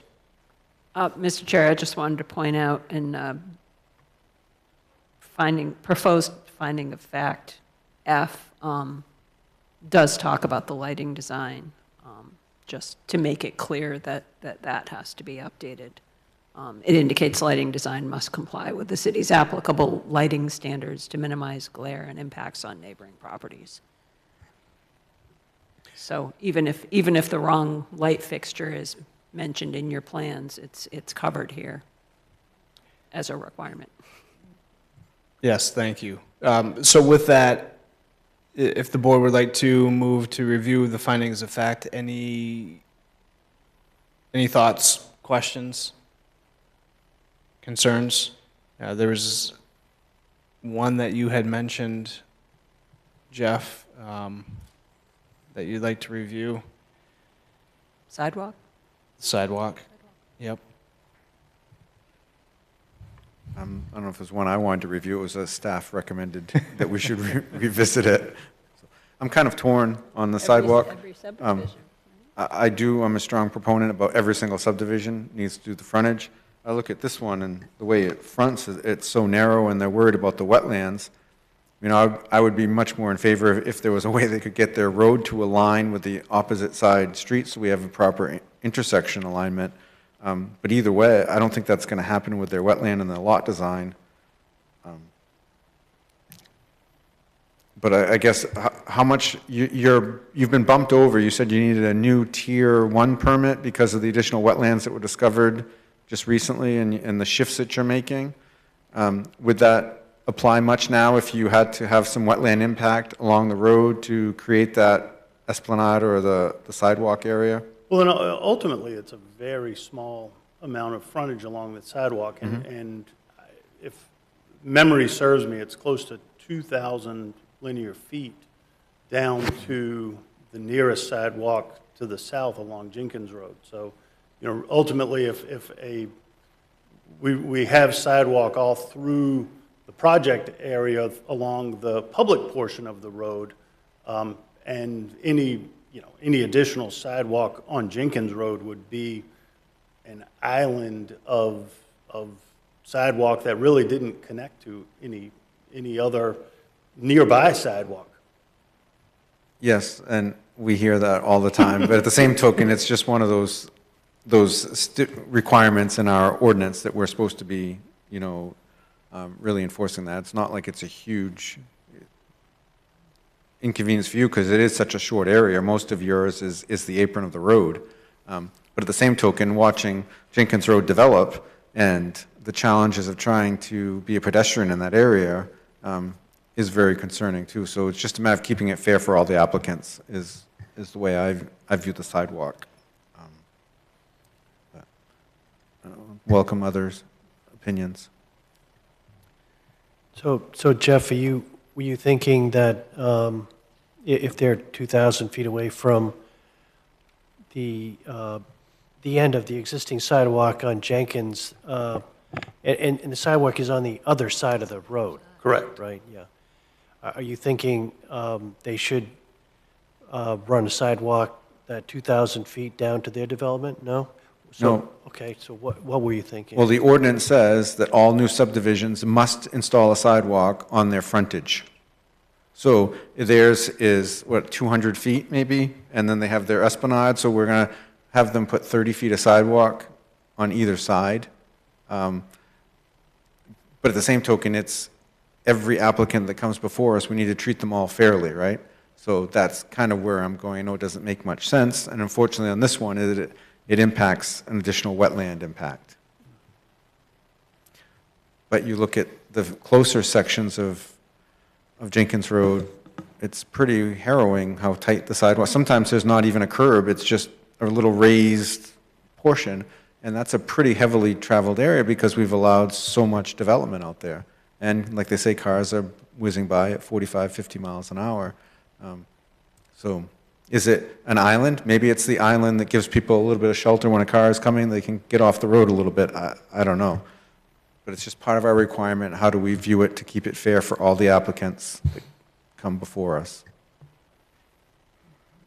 So just to understand, you were thinking of not requiring them to build a sidewalk on the other side of the Jenkins Road, but just on their side of the Jenkins Road for that 100 feet or 200 feet. So that little piece, there'd be a sidewalk on the north side of Jenkins Road. That's what you're thinking, okay. And instead of that, the applicant can pay a fee in lieu. And so what would that entail? And maybe that's something the staff could help us with.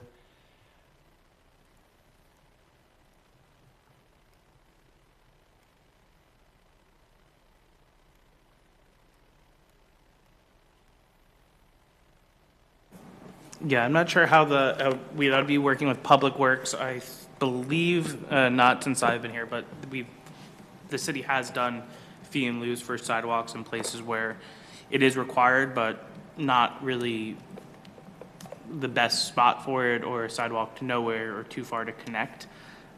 Because the other part of the standard that member brochure is that all streets within the subdivision have sidewalks, which this one does include. But when it comes to the frontage, albeit a short one, that's what the ordinance does say. But I think the city has done a fee in lieu where, it doesn't make sense in this location, but we could use those fees elsewhere to improve it. And typically those fee in lieus are used in similar areas. So it would be supporting sidewalks just elsewhere in the city. I mean, ultimately, we can provide a number of an amount of linear square feet that would remain along the frontage, to coordinate with city staff on what that would be and what the potential in lieu fee would be for the applicant to be responsible for. I think that would be the place to start. So, Mr. Chair, I think that makes sense. I mean, logically, Jenkins Road is not very well constructed to allow sidewalks anyways, but I just want to keep it fair for all the applicants that come before us, and that is, part of the requirement. So if there is a fee in lieu of, that would be more advantageous, and it can help the heavily traveled section further up for some city improvements, then it would make sense. But I just don't think we should say, no, we don't need a sidewalk. The intent is there for us to create this walkable community. That's what's in our comprehensive plan. So, thank you. Great, thank you. Yeah, I think the amount of road frontage, in the location along Jenkins is, I think a fee in lieu of, I think if staff works with the applicant and DOT or traffic safety or whoever the applicable parties are to maybe come up with a fee in lieu of, I think that would be fine. I like the sidewalks. I want sidewalks as well, and I am sympathetic sometimes to where they are, but given where this particular one is and the amount of length here, I think a fee in lieu of would be. I think that could work. Would it make sense in conjunction with that to have, if they're talking about some easement or a setback, to make sure that DPW agrees that whatever space they were to offer is enough to create that sidewalk comfortably in the future? You know what I mean? As far as, I think we did that on Simpson, right? That was the other one.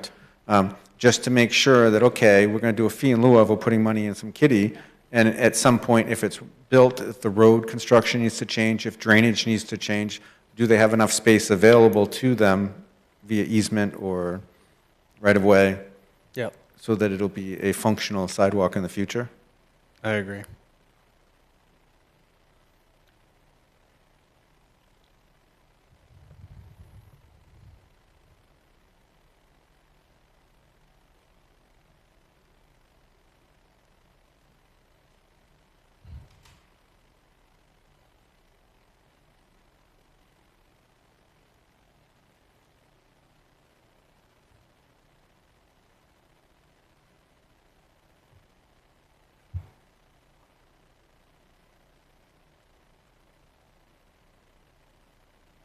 All right, thank you for that edit, Charles. Are there any other findings of fact that the board would like to review?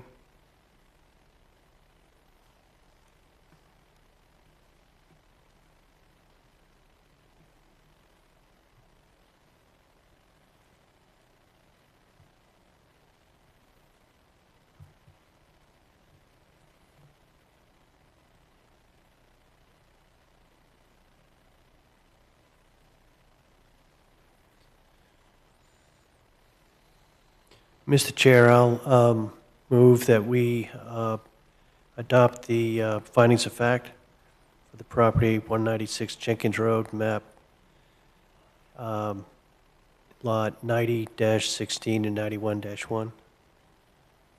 Second. Thank you for the motion, Jim, and the second, Chris. Any additional discussion on the motion to adopt the findings of fact as amended this evening? All right. Those in favor, Chris? Yes. Jim? Yes. Joyce? Yes. Jeff? Yes. Catherine? Yes. I'll vote yes as well. Motion passes 6-0.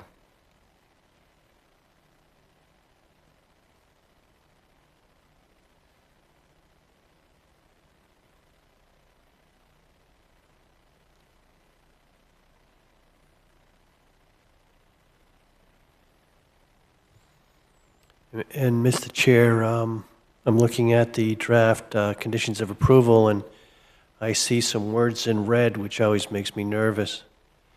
So I'm sure the city planner has a reason for inserting those and could help us out. I just stopped the sentence halfway through.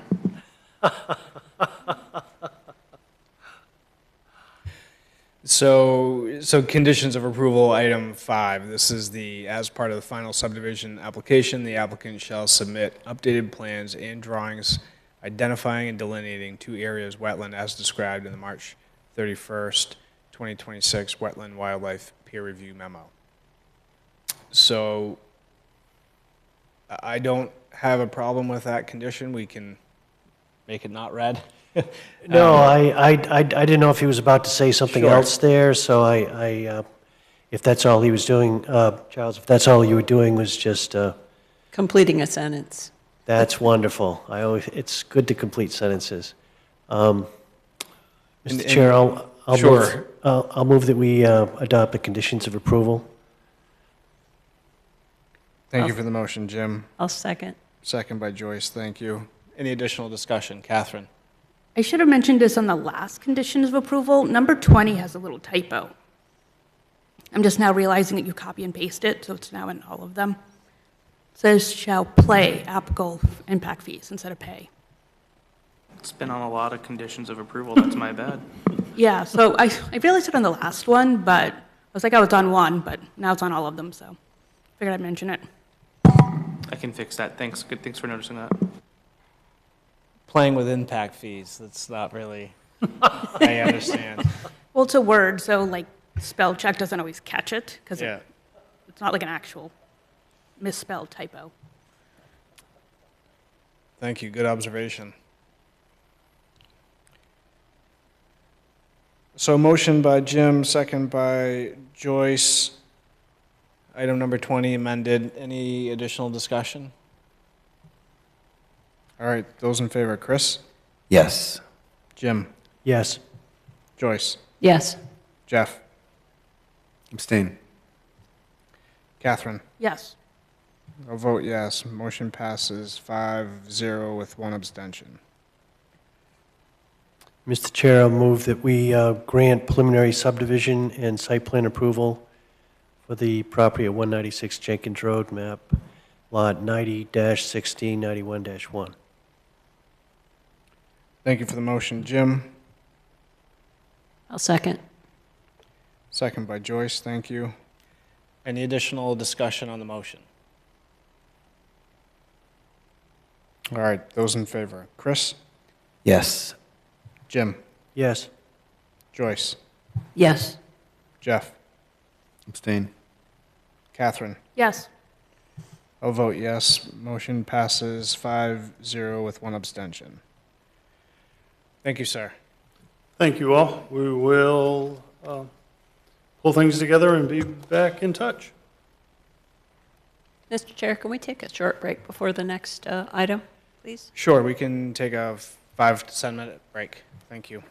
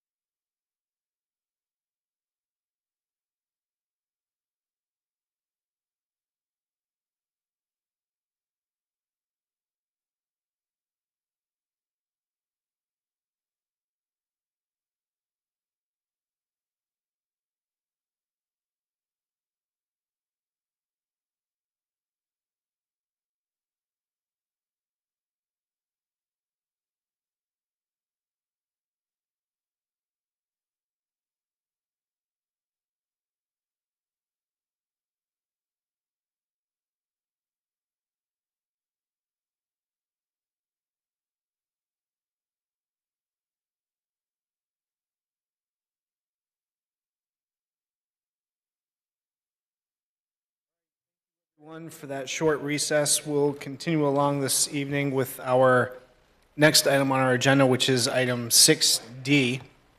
This is 991 Portland Road, map 63, lot 6, and this is within Park North, presented by Park North Development LLC and Sebago Technis. And this evening we have an application of completeness review for site plan for a 5-building, 58,000 plus or minus square foot mixed-use development. Charles, anything to add on this item before we begin? Yeah, so I think everyone's familiar with this area of the Park North development. Looking at, again, it's under the Park North contract zone, and I'll make a reminder related to other conversations that in November of 19, the city adopted new standard operating procedure on contract zones. And the Park North contract zone is the one that had substantial construction completed, so it's still completely not completely in effect. It's in effect. It's still a contract zone that's in the city. It's not null and void. So I will start by saying that we're not really here talking about the validity of a contract zone for this project. I'll let the applicant team provide a little overview of the project. Things that are happening kind of parallel to this review is the TMP review that's going on through the state, and they've been working on that. The applicant has been working on that with city staff and DOT diligently behind the scenes with our Public Works Department. It's our third-party traffic reviewer, so that's ongoing. So again, I'll let the applicant kind of give the overview of it, but I just wanted to kind of start at the start that this is the Park North, part of the Park North contract zone, and we're happy to answer any questions. Staff is happy to answer any questions on that zoning element. Great, thank you, sir. Board members, any questions for staff before we begin? Any conflicts or disclosures? All right, and with that, we'll turn it over to the applicant. Mr. Chairman, board members, staff, my name's Elliot Chamberlain, owner of Park North Development. This project, all of you have seen before, and it's been a long time coming. Matter of fact, this project has seen sketch plan review at this point. It has had 2 neighborhood meetings. It's had 2 staff reviews.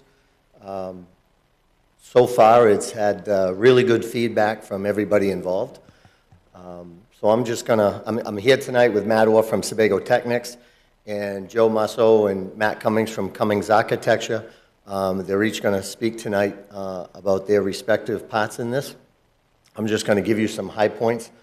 As the planner said, obviously we're not here to go through the validity of contract zones, and certainly I've met with staff multiple times. I have copies of, that was given to me, of the legal opinions, the standard operating procedures. Probably the one thing that has changed is, or come to light, if you will, is the ability to do, in the underlying zone, you can do mixed use, which would mean residential and commercial. The contract zone has a clause in it that says no multifamily in this area, but it doesn't say no mixed use. We've been getting preliminary comments from staff so far. They've all been positive, saying that, yes, we should be allowed to do mixed use. And there's probably one more meeting with Emily just to kind of clean up loose ends, if you will, on that topic and the SOP and a couple of the minor contract zone issues. Putting that aside for a second, as he stated, it's around a 60,000 square foot project. We're trying to get buy-in on the entire site with the idea that only phase 1 being building 1 up against Waterfall Drive, and what is going to be called Ivory Circle, which brings you from Waterfall down to what is Weston Lane, and then back out to Waterfall Drive. And then the parking behind it. So that's all that would be built at this point. Clearly, this will, the one thing that will evolve is probably overall size of the buildings as we move to building 2, building 3. They may grow a little bit, shrink a little bit, but within the footprint that you see they're in. That's going to depend on, we don't know who all the tenants are going to be at this point. back to the comment about the mixed-use issue, assuming that moves forward, which I believe it will, we think it makes a lot more sense to have residential on the second and third floors, assuming there are third floors, which there is in Building 1. So that's probably the road we would like to go down, but obviously we're trying to resolve that one question mark, just to make sure that the conversations I've had with the staff to this point and the indications that I've got so far are correct, and we can move forward in that. If not, then it would become a non-residential, and probably nothing would go beyond a second floor in that case. We have met with public safety, mostly fire, multiple times. We've met with Public Works multiple times. The water district, sewer district, we have covered a lot of bases. In this case, we already have a CMP design, which is a lot of times unheard of this early in a project. How this is going to be powered and in conjunction with the current 90 unit behind it. So those are probably a lot of the highlights, except for one. I'll get into in the middle of this project, as some of you have seen from the model we've brought in many times, you'll see what we call the center pavilion. We really want this to be a pedestrian-friendly, walkable gathering area, not just a place to stop, go grab something quick, leave. We want it for a place to be, to have smaller events during the course of the year when weather allows. And for it to really be just a friendly place to hang out, if you will. You may not go there and spend money. You may just go sit at the pavilion, see a small show. Maybe it's an art show. Maybe it's a small music event, things of that nature. And obviously that is evolving over time. So very unique in its structure, if you will, proximity to Route 1. Obviously, we fully understand the dynamics of what those buildings need to look like when we get to Building 4 and 5 and what you see from Route 1. And phases, literally, I believe they're numbered, but Building 1 is Phase 1, and Phase 2 is Building 2, Phase 3 is Building 3, and then Phase 4 would probably be 4 and 5 together. It works out good from a construction standpoint, marketing standpoint. Obviously, we don't want to be, while somebody's there trying to operate their small business, we don't want to be there right on top of them doing construction. So it worked out the best to be able to work our way in and work our way out. Phase 2 will include the entire center parking and the pavilion.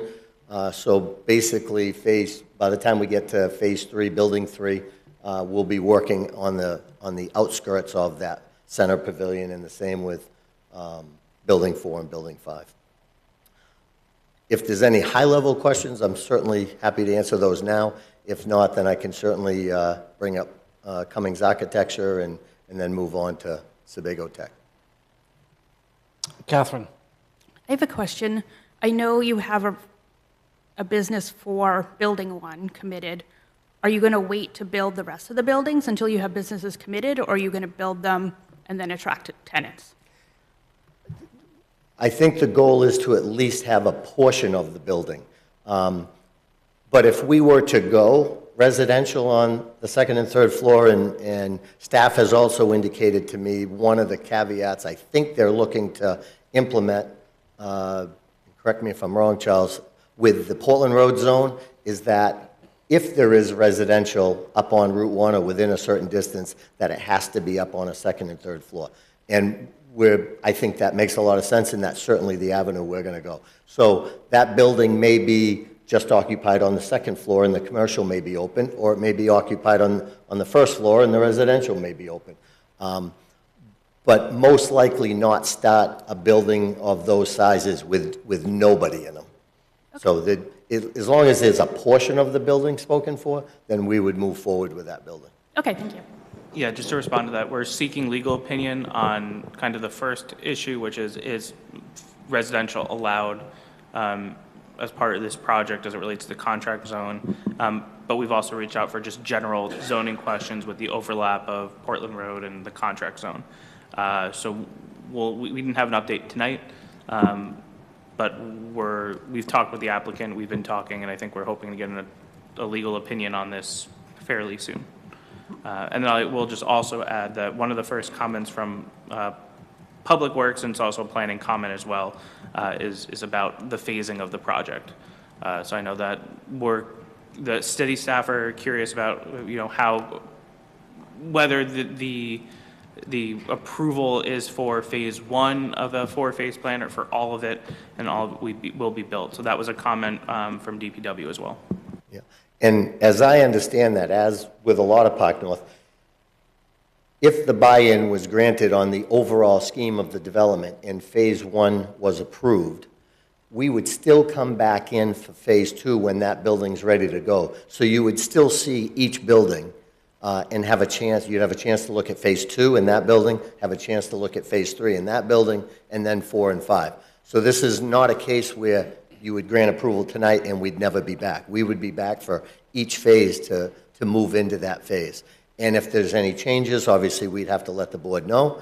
And if there's not, we'd literally be, if there was no change on the site, we would literally just be showing you the building itself in that phase.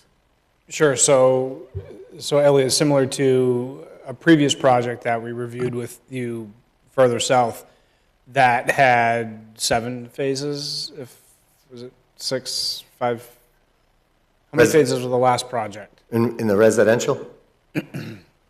Yeah, further down. Yeah, yes, there was like 6 phases, so each time I came back. Correct. So we looked at that as a whole. Looked at it as a whole. For the 7 phases that you broke out, and each subsequent phase, we'd see you again when you're ready for that. And so similar to that. And if nothing, here.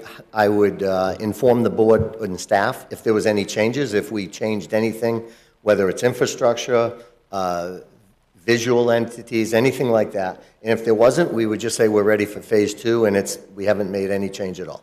Sure. All right. But at least it would be back in front of the board each time a new phase was open. Of course. And so that's good. That answers one of the questions I had. And then still high level, and maybe for Charles, but some of the third-party comments and what they were reviewing, were they reviewing phase 1, and their comments were they phase 1, or were they looking at the entire lot? So that's one question. I know we're application of completeness. I want to stay with that, but just overall understanding on their comments. No, yeah, I think this is a good conversation for a high level for right now. Those comments were just general to the whole site. I think as we focus in on the scope of the planning board approval, we would limit it to that. And then the phasing would be something that we would obviously want to have a phasing plan for as part of the initial approval. So we know that, this next phase is going to be X, Y, and Z unless, it changes for any reason. But the phasing of construction is something that is based on our ordinance handled as part of a condition of approval. So it'd be like, for example, at the end of phase 1, they would have to come back for approval for the next phase of construction. But I think it'd be good, and that's why the city also shared these feelings and thoughts about what is the scope of phase 1, what are we reviewing, what is that? But we also want to look at the whole site in terms of functionality.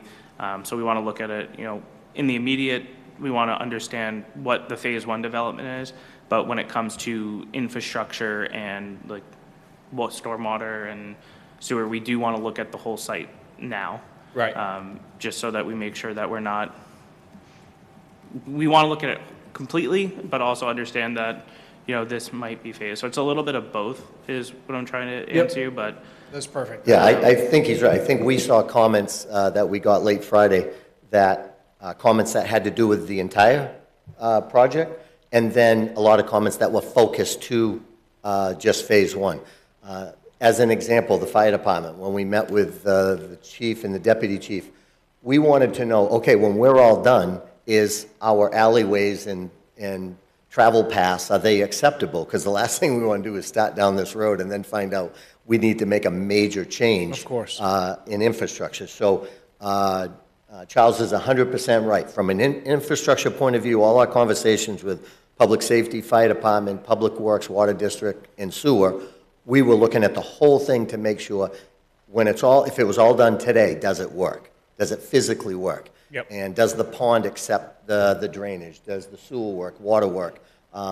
And we haven't had any pushback from any of those entities I just mentioned. Okay, great. That's the clarity that I was looking for. And then with that, still high level, the waivers are for the entire site, not just a portion, not just That- phase one. It's that the is entire correct. site. So, Yeah. great, And, yes. great. Okay, any other high-level questions? Okay, keep going. Okay. I think right now is a good time. I'll bring up Matt Cummings from Cummings Architecture, who can start to get into the buildings themselves and talk about that, and then we'll move on to Mattawa. Thank you. Great, thank you.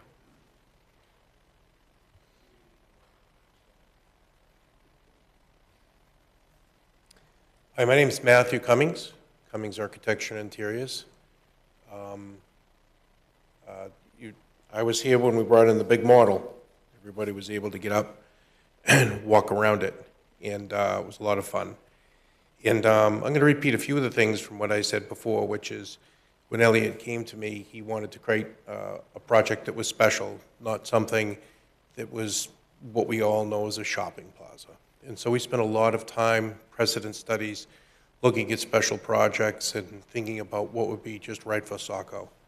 And what we decided is that we should have the cars removed from the shopping.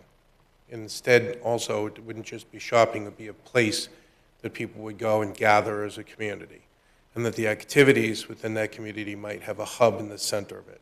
So we decided we would create this plaza-type design, and that we would have parking over here and buildings over here. In that, we also thought about what the buildings would be like from a historic point of view, what they would be in a modern point of view, what would the future of Saco might be like, what the use types might be. Not that we get to choose who would be there, but we can only wish, right? And the other thing was to allow the buildings to be designed as they move along. If you take a look at the footprint, if you don't mind going back to the site plan.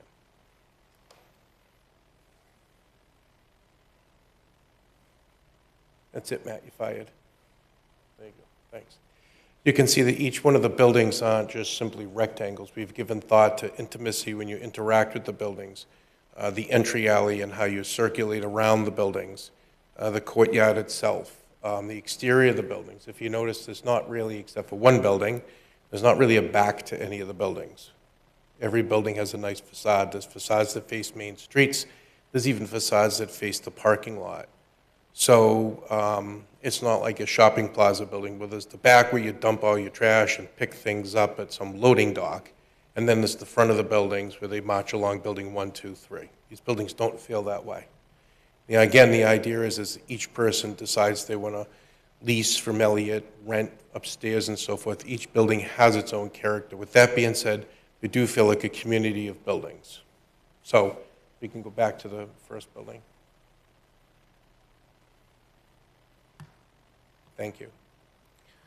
We're working with human scale so that at the lower level, different than a lot of modern buildings you'll see in cities, there's a human scale with canopies and recessed entrances on every single one of these. Each one of these, just in the first building, you can see the character between each one of the buildings, but how they're each in one of their own family. They each have a life and a story to tell with themselves. We've even started the other buildings and sketching them out to make sure the proportion, scale, and the variety of materials have complement each other through the project. I'm not going to present you all the buildings today. We're just presenting you the first building, again, for two reasons. One is we want to make sure that the buildings correspond to the uses that might be in them, the people that might be in them, to each other, and we really want to do the best job we can. Not doing the buildings and the project to do it to get it done. We're doing it so that it's very, very special for the town of Saco itself. That's my speech. Does anyone have any questions? Questions from board members? Jeff? I believe I had seen a sketch that you had for like a proposed trash building. But I don't really yeah, we see can go that through the buildings. on the site. Well, no, I just wanted to kind of see where it was on the site. Oh, yeah. And I really like there's appeal. It's like there are four fronts. Yeah. What is the plan for supplying these buildings and deliveries? How are you going to have a common, offloading area for deliveries to replenish their supplies? I think that's going to be a site question later for Matt when he gets up. But if you want to talk about the pretty buildings, that's what I'm for, okay, Jeff? Well, I commend you. I really liked how that first, building had a lot of the facades that looked very much like the historic nature of Saco. So Thank you. There was a lot of work and thought put in there. Table your Appreciate question it. because it's a good one, and we all worked on it. But can we see the other outbuildings? Do you mind? One of the things that we did, Jeff, was we're not treating the outbuildings as outbuildings. We actually started. Can you do the pump station? That's more exciting. I mean, that's a fun trash building. But one of the things we actually started was the outbuildings, and we did a detailed study of piers, lights, building materials, windows, and we put those aside. We said, hey, here are a group of materials we might use in some details. And then, believe it or not, before we did the building, we actually did this little pump station. So what we didn't want to do is design a building and then say, well, what's the motif of the place? The other thing we don't want to do is have a motif that copies itself over and over again, but more of a feel. So we actually designed a lot of the outbuildings and details and thought about the site itself first, and then worked our way into the buildings themselves. That way the whole thing's holistic. Great. Any other questions? No, I think it's very well done. Thank you. As you mentioned, we appreciate care taken to all the sides, and not there's no back of the building. There's dimension, there's scale, there's that pedestrian feel to it. There's that character. It creates character, but it still works with that.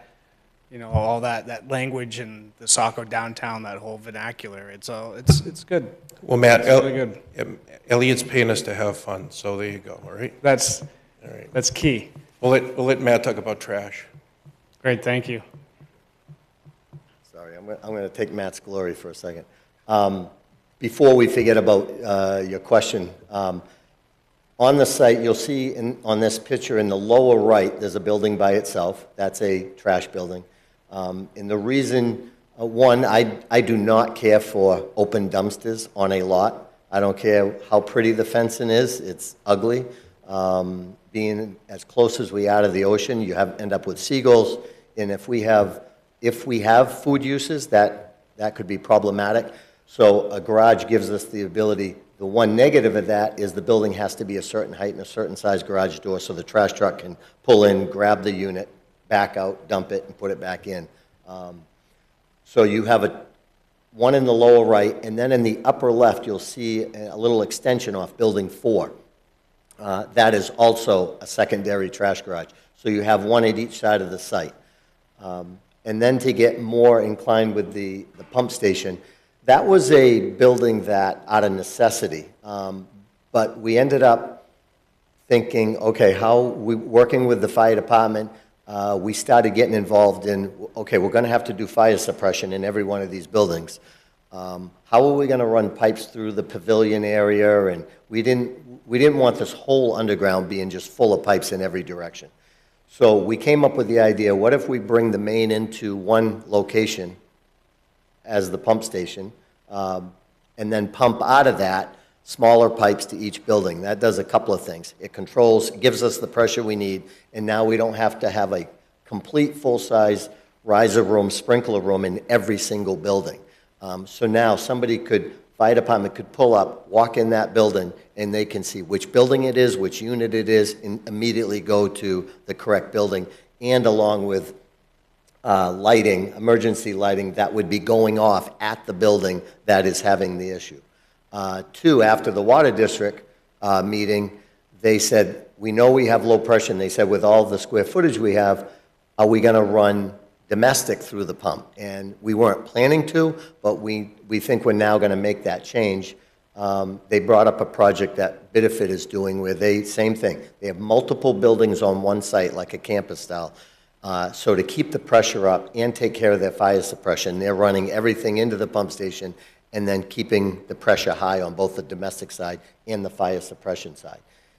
So ultimately, once we told Cummings Architecture that we needed a physical pump building, it turned into, well, we got to make it nice, right? That's going to be the first thing you see at the drop-off area. So if you go back to the pump station building, you'll see that obviously a lot of time and care was put into that building. And literally all that's in there are the pumps to operate that building. But we've talked about keeping the glass up high, so maybe those panels below the glass could be signs, it could be artwork, it could be signage to direct people in certain directions when they first show up. If there was ever an event, could there be, possibly you could put a bathroom here, but we think we're going to put it somewhere else.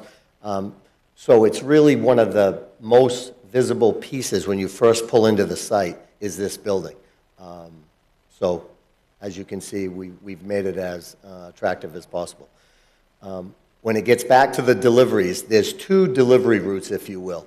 On the right side of the site, you'll see there's a cement pad, right where Matt is pointing, where our idea is to have a food truck area, enough room for 2 food trucks. But the pad is sized appropriately so that even when the food trucks are parked, there is enough room for a delivery vehicle to run across to the back side of the pad, get to the lower right corner of Building 5, and then you could hand deliver from there, whether it's on pallets or whatever the case may be.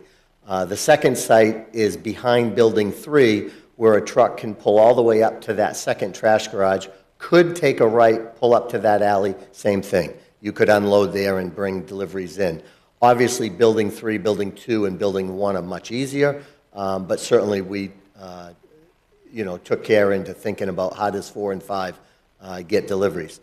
And then the last piece is the drive or pathway, if you will, around the pavilion, that oval shape, if you will, or for lack of a better term, that is wide enough. That met the fire department's criteria so that if they ever had an emergency, in the original plan, we had a lot of planters and seats and other things, and we were asked to kind of take those out so that there was a clear path. So you can actually drive a vehicle completely around that pavilion. We have a full 20 feet wide with nothing obstructing that area. So that's the background between deliveries and pump station. Thank you. Jeff, go ahead. Thank you, Mr. Chair. I guess when I heard pump station, I was thinking sanitary sewer pump station. The unique part here, though, is if this is going to be a legally required pump system for your fire suppression, unless the AHJ determines, if they determine you need a secondary source of power because the utility is not quote-unquote reliable according to their standards, are you going to be putting the generator in that building as well, or a diesel-powered pump, or are you thinking that would be off-site somewhere? We would probably put it right inside the building and vent it out. It was an elected item. When we looked at, part of it was having a complete full-size sprinkler riser room and all the controls in every single building. And I said, it doesn't make sense to reproduce that 5 separate times. Let's put all the equipment, or if we needed a pump in each building, that room gets even bigger. So that's when we met with Easton Sprinkler and the fire chief, we talked through it and we said, we really ought to treat this as a campus style and have a pump so we have pressure to every building. But that, we can certainly address that issue and bring that up. But most likely, if a backup power was needed, then it would go right inside that building. Because right now, half that building is unspoken for, but the size of it just made sense for the look. Mm-hmm. Well, you've done this before. You know that equipment takes up space pretty quickly. Yeah, So I'm sure that once you iron that out with the fire chief and the electrical inspector, you'll come up with the design. But it would be nice to have people not complaining about water pressure if you have it on the domestic side, too. That would be... Yes. We hear that a lot in Saco. So. With that, I'll turn it over to Matt Orr from Sebago.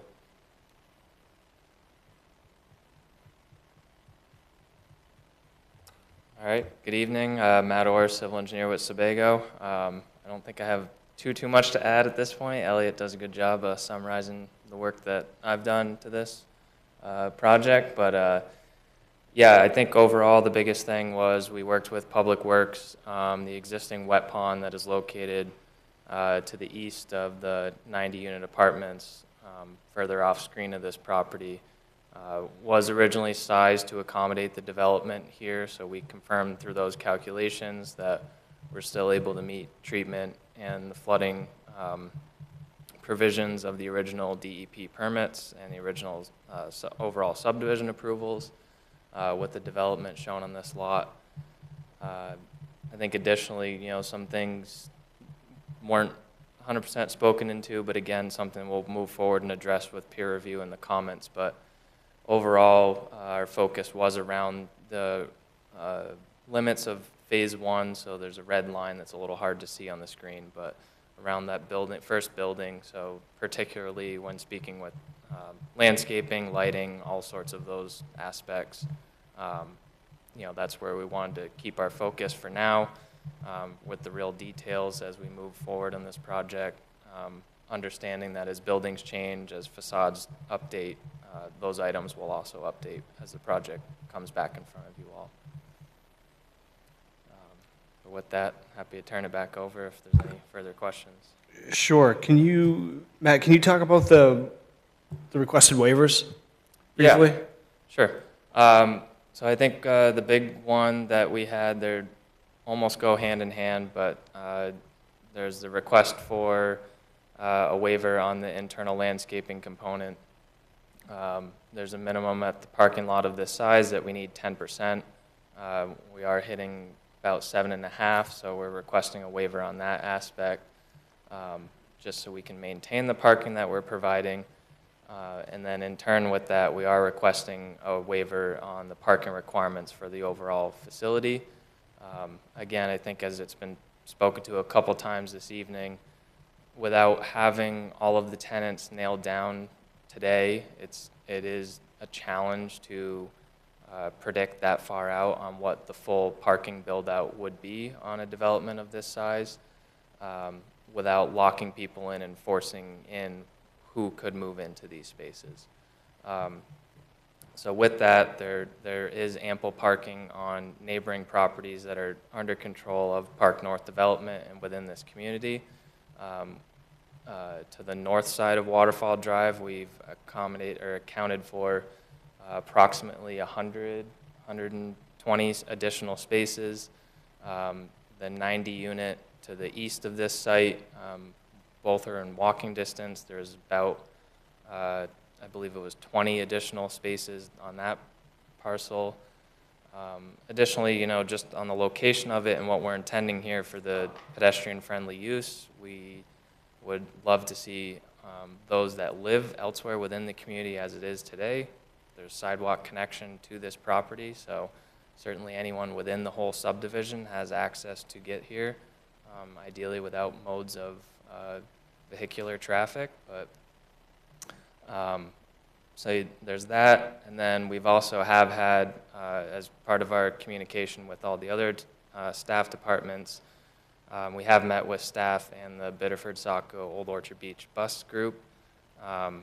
So they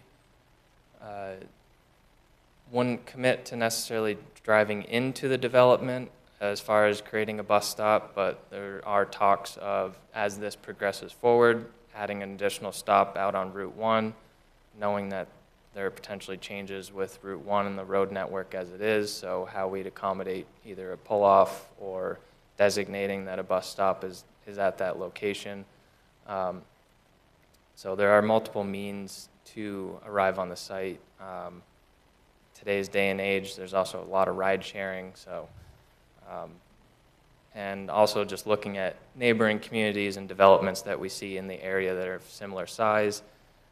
Parking demand, except for those larger events, we really only see a couple times a year that, you know, parking lots are to their complete full maximum sizing. So especially with the mix of uses that you're going to see here between office space, commercial, residential, recreation, which is a very loose term, and I know oversees a lot of different items, and that was something that the peer review brought up as well. So certainly there are different aspects here where timing of parking and the needs is going to overlap. So we felt what is being provided would be adequate for what's proposed. All right, great. Thank you. Board members, any questions? Catherine? I have a question. What you were just talking about was parking on other neighboring properties. What would that look like? Would it be like designated spots, or just how would that work? Yeah, so right across the street from Waterfall Drive, let's say that we did have an event, and let's say multiple buildings were built at the village. Directly across is, we own the therapy office. That is probably triple the amount of spots that they actually need. At the daycare, we're in the process of working out an agreement with her where we could, when they need extra parking, they could use ours, and when we need extra parking, we could use hers. That's not even part of the 120 that Matt talked about. The last piece is what was 10 Waterfall Drive, which is now labeled 14 Community Drive, the apartment building, the 3-story. We have about 25 to 30 extra spots there.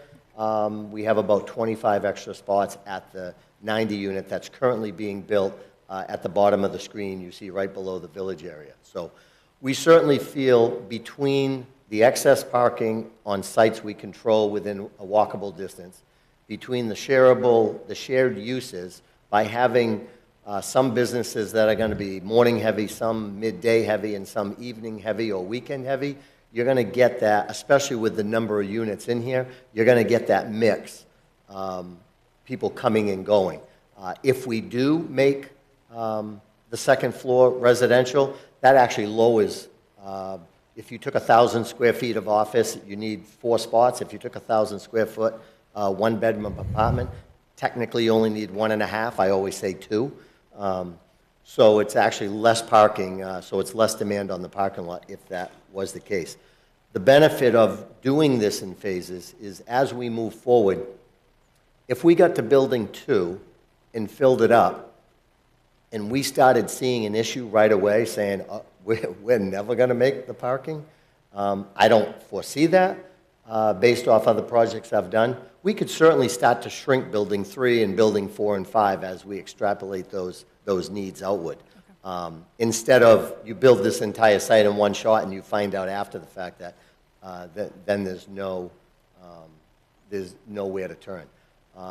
Dunstan Village that we did, it's literally half a mile from this site, right up the street, same thing, mixed use, not as big, so there's not as many shared uses, but we have a restaurant, we have therapy, we have a nail salon, a smoothie bar, and you get the same thing. The restaurant's closed on Mondays and Tuesdays, but open on the weekend. The therapy's open only during the week, but not on the weekend. So you get some of that going on, and we have residential up there, and it's all working. Right now, we have an abundance of parking because there's still 2 buildings to still be built on that site. But there again, extrapolating that square footage out and the needs for those last 2 buildings, we feel very confident that we're going to have more than enough. So based on that, in here, and the one difference at Dunstan is we don't have that overflow parking at another site that's within walking distance, where in this case, we could have as many as 4.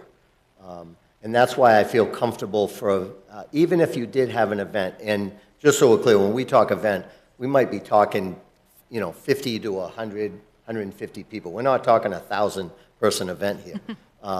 So these would be very small in nature. But a lot of times those would probably happen in the evening, a Friday night, Saturday night. A lot of these businesses would probably be closed anyways. And at an event, that's when, like Matt said, you'll get 3 people in a car, 4 people in a car, or at least 2. So you wouldn't typically get one person driving alone to go to, whether it's an art show or a small music event, something along that line. One of the other points I want to bring up, in the peer reviews comments, the person who wrote them stated that if you went by the city's ordinance, you needed like over 500 parking spots.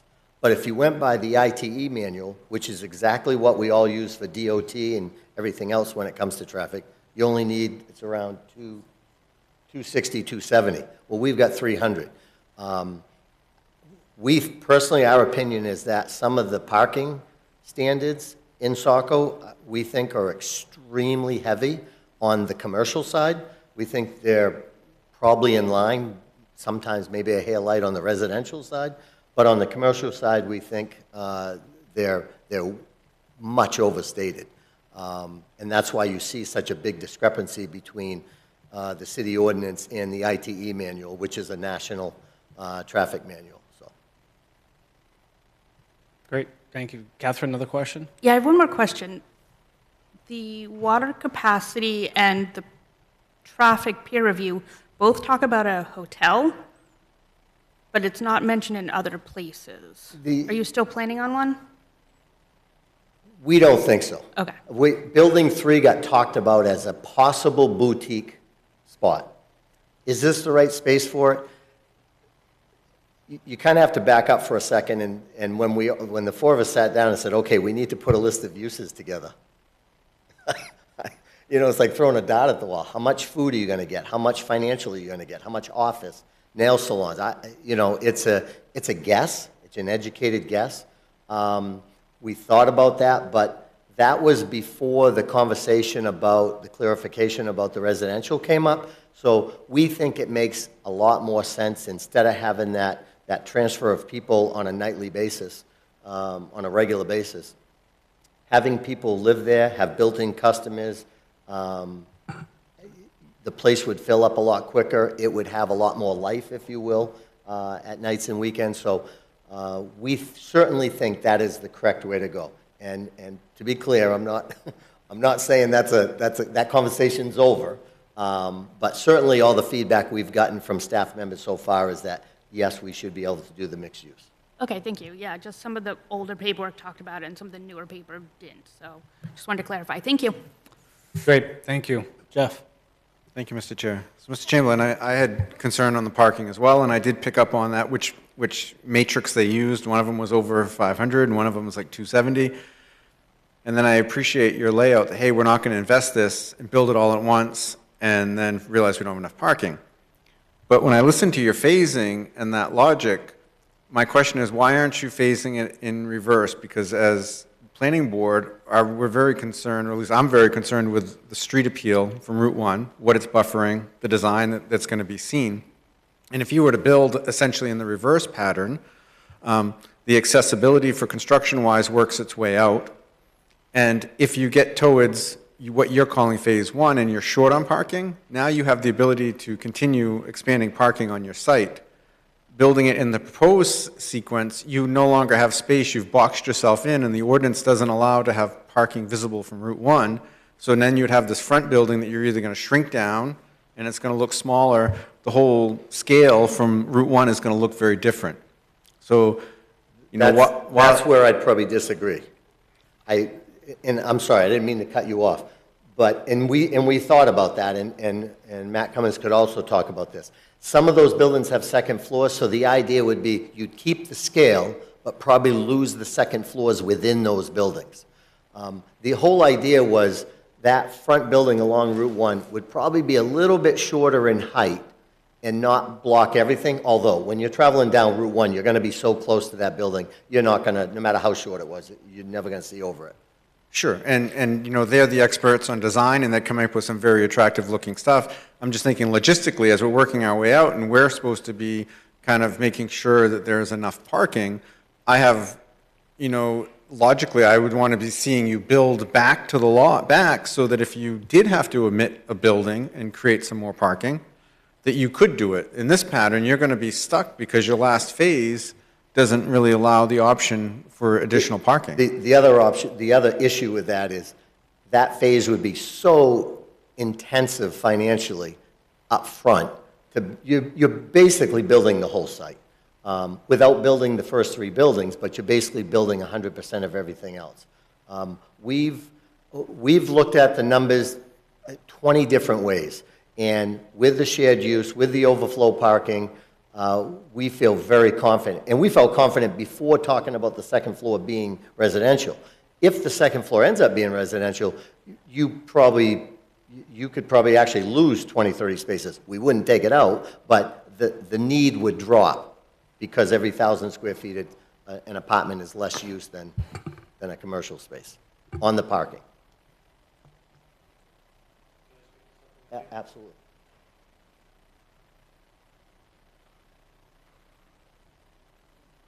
We don't really know what the uses are going to be within the buildings, right? But there's also a thing about safety during construction. So if you think about the construction of what Elliot's trying to do, can you get closer, Matt, into the access alley that we have designed? Yeah, want to just go down to the alley. Oh, almost there, almost there. So the idea would be if we build building 1, we're able to have a loop, a safe loop with some parking for today.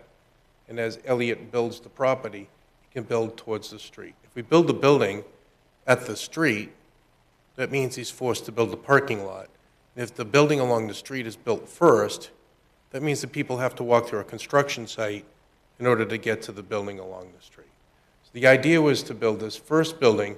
There's already a finished street. We can have a safe loop, and then Elliot can do construction away from where people would be using the property. Thank you. Thank you. Before we continue, can I get a motion from board member to continue beyond 9 o'clock? For some ways. Unless I would like to put forward a motion to extend the meeting past 9 o'clock. Thank you for the motion, Chris. Second. Second by Jim. Any additional discussion to continue with this item beyond 9 o'clock? It would be helpful to have a stop time, What would you, proposed end time as well. you have a proposed, what would you like for a proposed end time? 9:30? 9:30. I'll amend my motion to end the meeting at 9:30. I'll amend my second. Great, thank you. Will that allow us to continue? There was additional correspondence that we were going to review at the end of the meeting, an update, I believe. Are we going to be able to take that up after 9 o'clock? Yeah, that's not new business, that's just a part of the standard agenda. Yep, I agree. So we'll end this agenda item at 9:30, and then we'll continue to finish our agenda. If it takes till 9:30, sure, yeah, Thank you. all right. Okay, those in favor? Chris? Yes. Jim? Yes. Joyce? Yes. Jeff? Yes. Catherine? Yes. I'll vote yes as well. Motion passes 6-0 to continue to 9:30. Any other questions or thoughts from board members?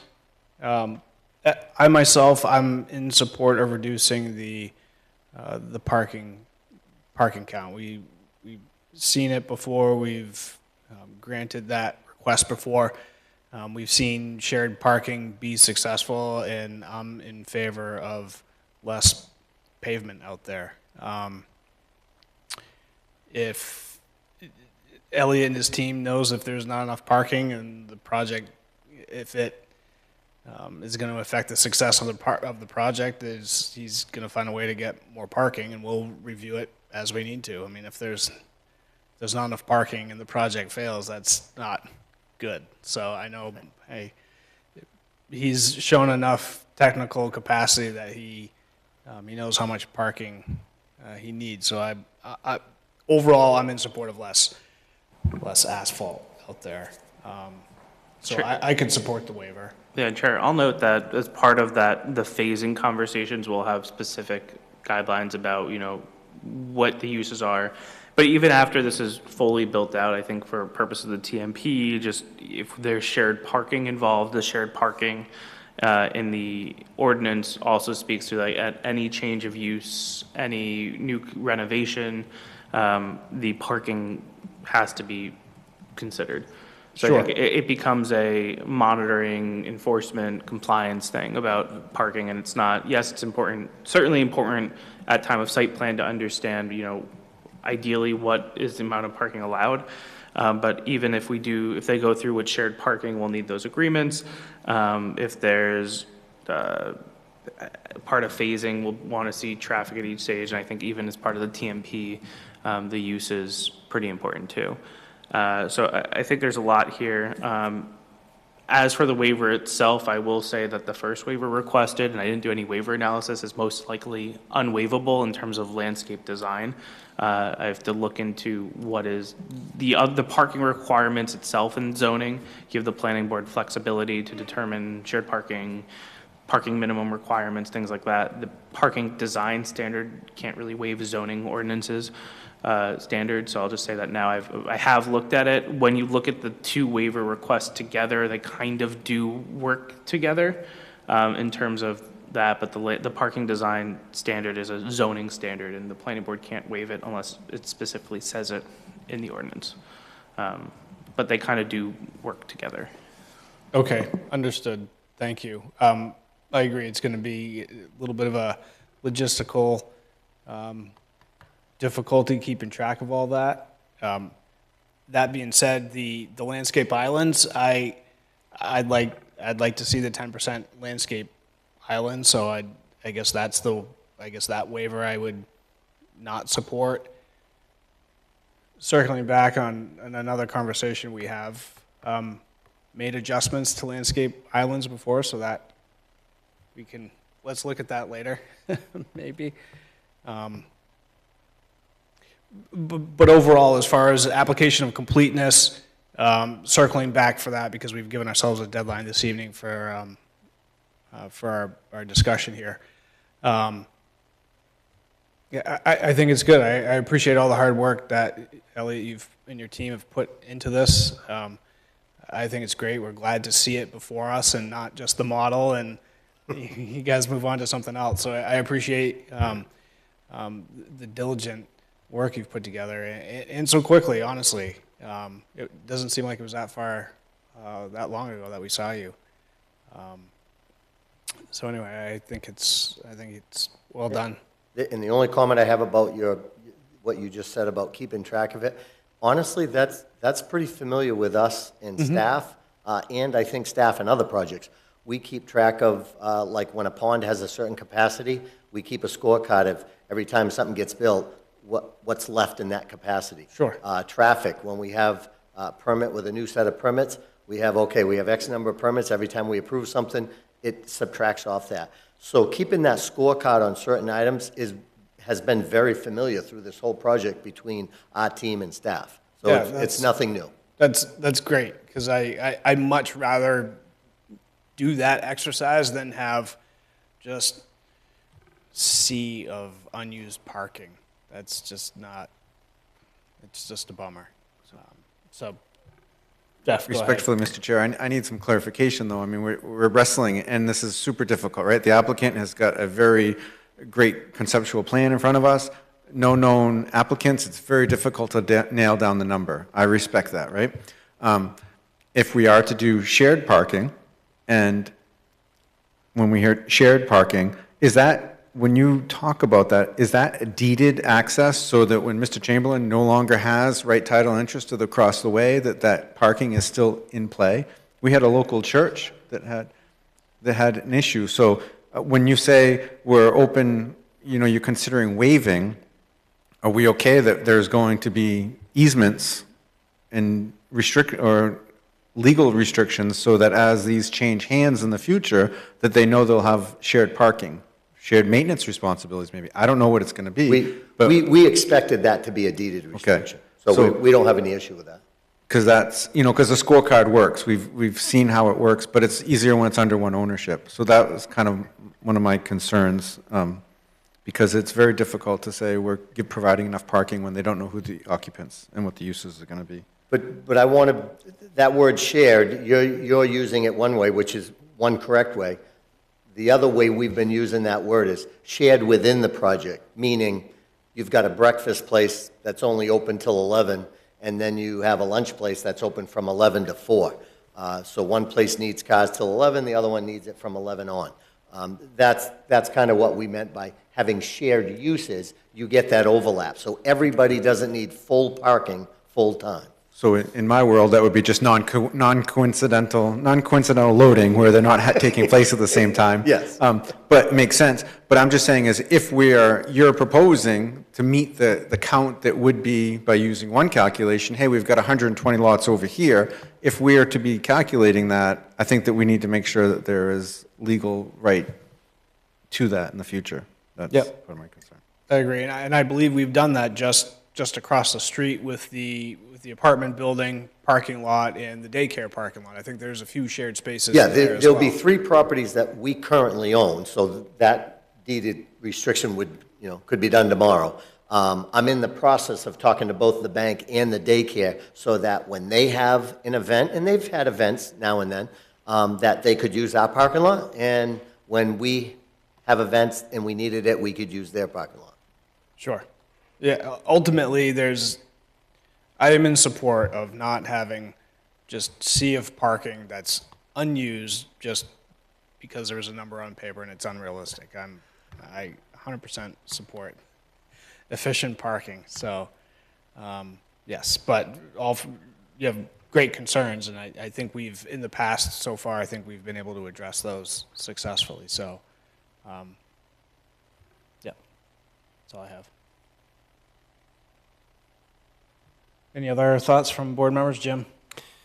So, Mr. Chair, I just want to make sure I'm understanding this right. In addition to application for completeness, do we need to then also vote on the off-street parking waiver, or is that for another night? I'd probably recommend if you have enough information that'd be part of application completeness, but as for voting for the waiver tonight, you would not need to do that. I would strongly recommend not voting on a waiver tonight before a public hearing, before that. You can ask for more to make your waiver, but you wouldn't. Right, I wasn't hoping to vote for it, but I was curious if that was critical, so No. thank you, Charles. So with that, Mr. Chair, unless there are other comments, there are more comments. I'm sorry, I wanted to get through the parking, because I thought we had to do the waivers before we could find it complete.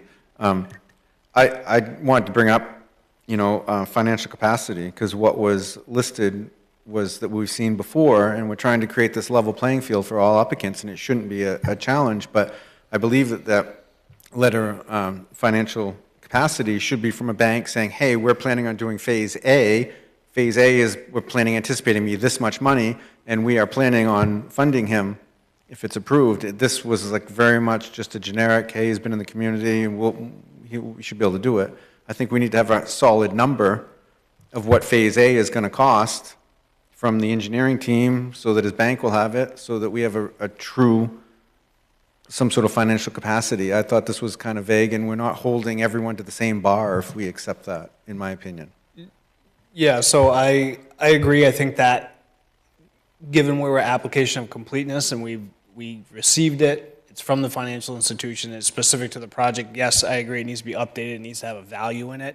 I feel it meets the criteria of, we received it, it's applicable to the project, it does need to be upgraded, it may change. In a project like this, I think we've seen it change a few times in the past, so getting it updated wasn't a big concern of mine, but happy to hear other board member thoughts as well. I'm more than happy to get that updated before final approval. But I think we're under the same opinion that what we presented certainly meets the criteria for application completeness. But to move beyond that, yes, we don't have an issue updating that letter with more specificity before final approval.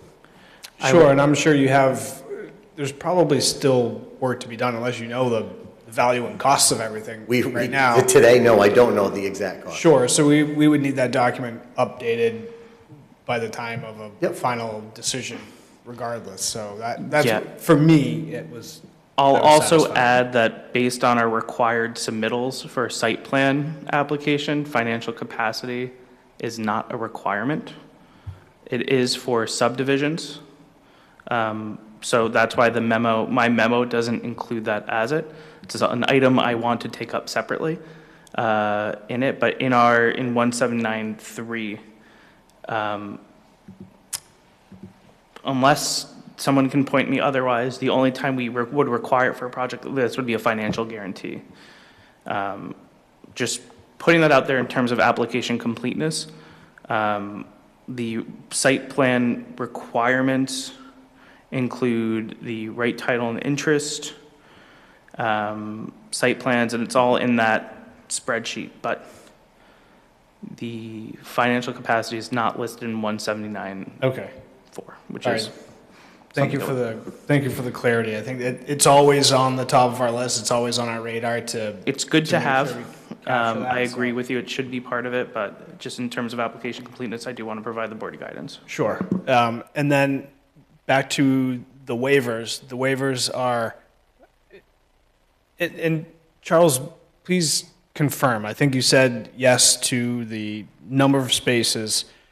You are unsure about the landscape islands, both of which, however, are part of zoning, so not a requirement for application of completeness. So something we need to address, but not, I don't see as something that's required for determining if the application is complete or not. No, but it's one of those things that if you can't make a decision, if you need more information to make a future decision on the waiver, now would be the time to ask. Sure. Any other thoughts, questions from board members on application of completeness?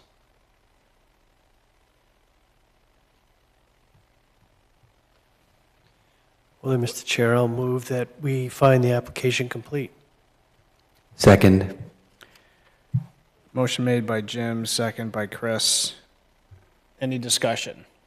Chris, I think you wanted to make a comment before earlier. I didn't intentionally. Yeah, no. A quick comment. I think that, to my eye, it seems like the parking proposed would be sufficient. Obviously, if you got different tenants or different residential mix, whatever. But just as a broad spectrum, seems like what's proposed would be sufficient for this project. I think the extra off-site parking is definitely a bonus, but I think if it didn't exist, I think this would still be sufficient to my eye. And from what I've seen in similar projects in our community and in neighboring communities, you tend to see a lot of parking that, 90% of the time doesn't get used. And I don't know if it necessarily makes sense for us to push something just for 2 days a year, 3 days a year, especially in this case where there is off-site parking, that whether it was legally to park there, obviously that would help, but I don't think it's a necessary to move forward, to my eye at least. All right, great, thank you. Any other discussion items?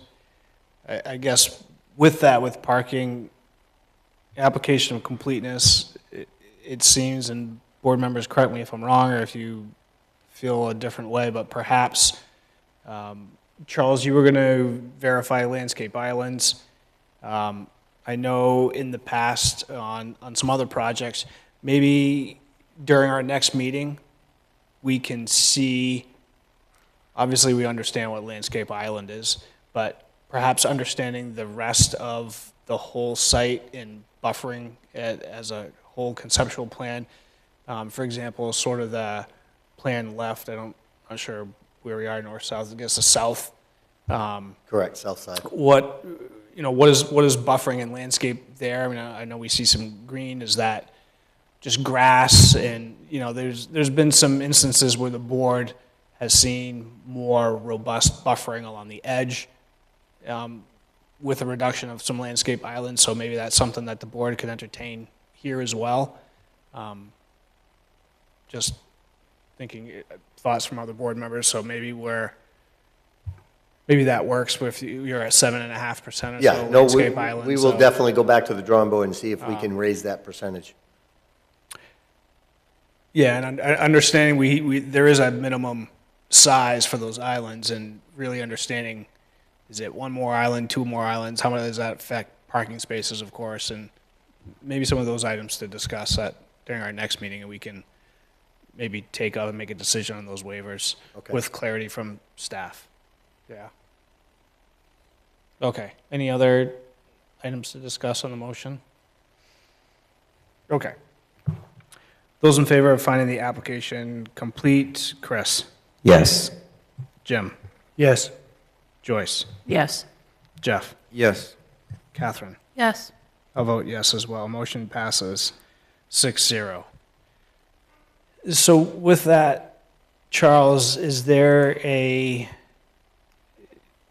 another opportunity to schedule a public hearing for this item? Do we have any time on a future agenda? Are we ready for that, or? Does anyone celebrate Cinco de Mayo significantly? If not, I would say May 5th. It would just be a late night. No later than tonight, but slightly later than tonight. Let's. We can bring our own. We're getting Chiaro again. So, Mr. Chair, I'll move that we schedule a public hearing for May 5th. Thank you for the motion, Jim. I'll second that. Give a second to Chris. Any additional discussion to schedule public hearing on this item for May 5th? All right, those in favor, Chris? Yes. Jim? Yes.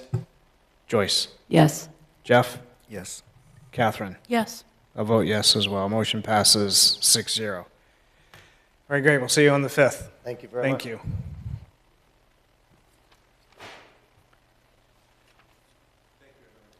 Thank you, sir.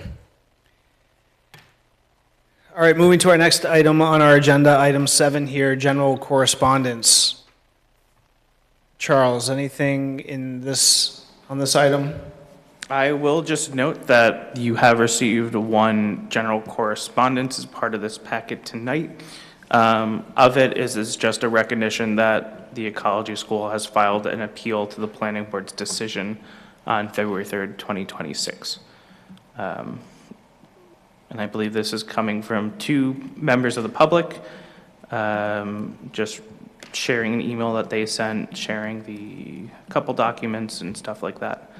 But I'll just acknowledge it. You can read it. If you want to have a discussion, we can. I probably won't comment too much on the general correspondence itself. Okay, thank you. And then there was, Emily sent an email today, if board members haven't seen that on, let's see if I can pull it up. She forwarded some information on the Downtown Gateway project, with some good links there. And just gave a little brief update on long-range planning. Long-range planning met with City Council last Monday, I believe, for a little presentation. And I suspect that might be, yep, yeah, there's that link right there. She says that presentation. So, yeah, if anyone has any questions on those 2 items, I guess we can reach out to staff. Yep. Feel free to, if you have any questions on it, follow up. I believe if we do any further stuff, I believe they'll come to the planning board in some capacity, whether it's for initial conversation or targeted ordinance changes, so you'll be part of those. Okay, great. And then item 8, planning department updates and discussion. Looks like you have a little minor site plan approval here. Yep. Just wanted to start bringing the minor site plans that are approved to the board. We had a minor, more of a field change than anything, that the building facades for the, I think it's the Hale Trailers application that was approved previously. They just had a small minor adjustment to their building facade that we deemed as minor and approved recently. So just letting you know giving you notice of that according to our city code. Other planning department updates, again, Emily shared you the long-range planning updates. We're still working behind the scenes. Hopefully for our next meeting in 2 weeks, I'll have some proposed changes to the SOP. It's going to be more of a lighter agenda to give us a little bit of a rest, but to focus on some business. And then May will be, right now, only 2 meetings, but both of them will probably be pretty packed agendas. So some new applications coming in. Okay, thank you. On to planning board comments, thoughts. Jeff? Thank you, Mr. Chair. I was wondering if we could look at, I don't think it's ever been presented like this, but with our peer reviews, and it's great you always put this, commentary in about why they're done, and it reads, the purpose of having peer reviewers is to provide the planning board with comments from professionals with the same licensures or certifications as the professionals hired by an applicant. The peer review invoices are processed and paid by the City of Saco through the planning department, and then the planning staff then bills the peer review back to the applicant. I was just wondering, it makes perfect sense for traffic, for landscape review, lighting review. Can we apply that same standard to applicants that come in and have their attorney speak on behalf of them, and they are like pushing or telling us their opinion of what our process needs to be? Can we essentially just say, we're tabling so that we can have our peer review for our attorney to review it, and it should be looked at as their burden, right? We should be paying them. So often when we're asking you, hey, what does the city solicitor say about this? If an applicant is knowingly going to bring an attorney in to present to us or try to influence, and we want an opinion from the city solicitor, either we table until they can be present at the same time, or we stop our clock, if you will, and allow us to get an opinion from somebody with the same credentials and licensure. Is that something that has ever been considered? I don't feel like it's appropriate that we're constantly taking taxpayers' money to go to the city solicitor when we have a legal question when it's being brought up by an applicant. We, for example, for like road maintenance agreements, HOA condos, we do that legal review in a similar manner. And those get paid, I looked at Lisa, those do get paid by the applicant. Okay. If there's a question, like if we're reviewing a project, like a legal document that's resulting of it, we will bill that to the applicant.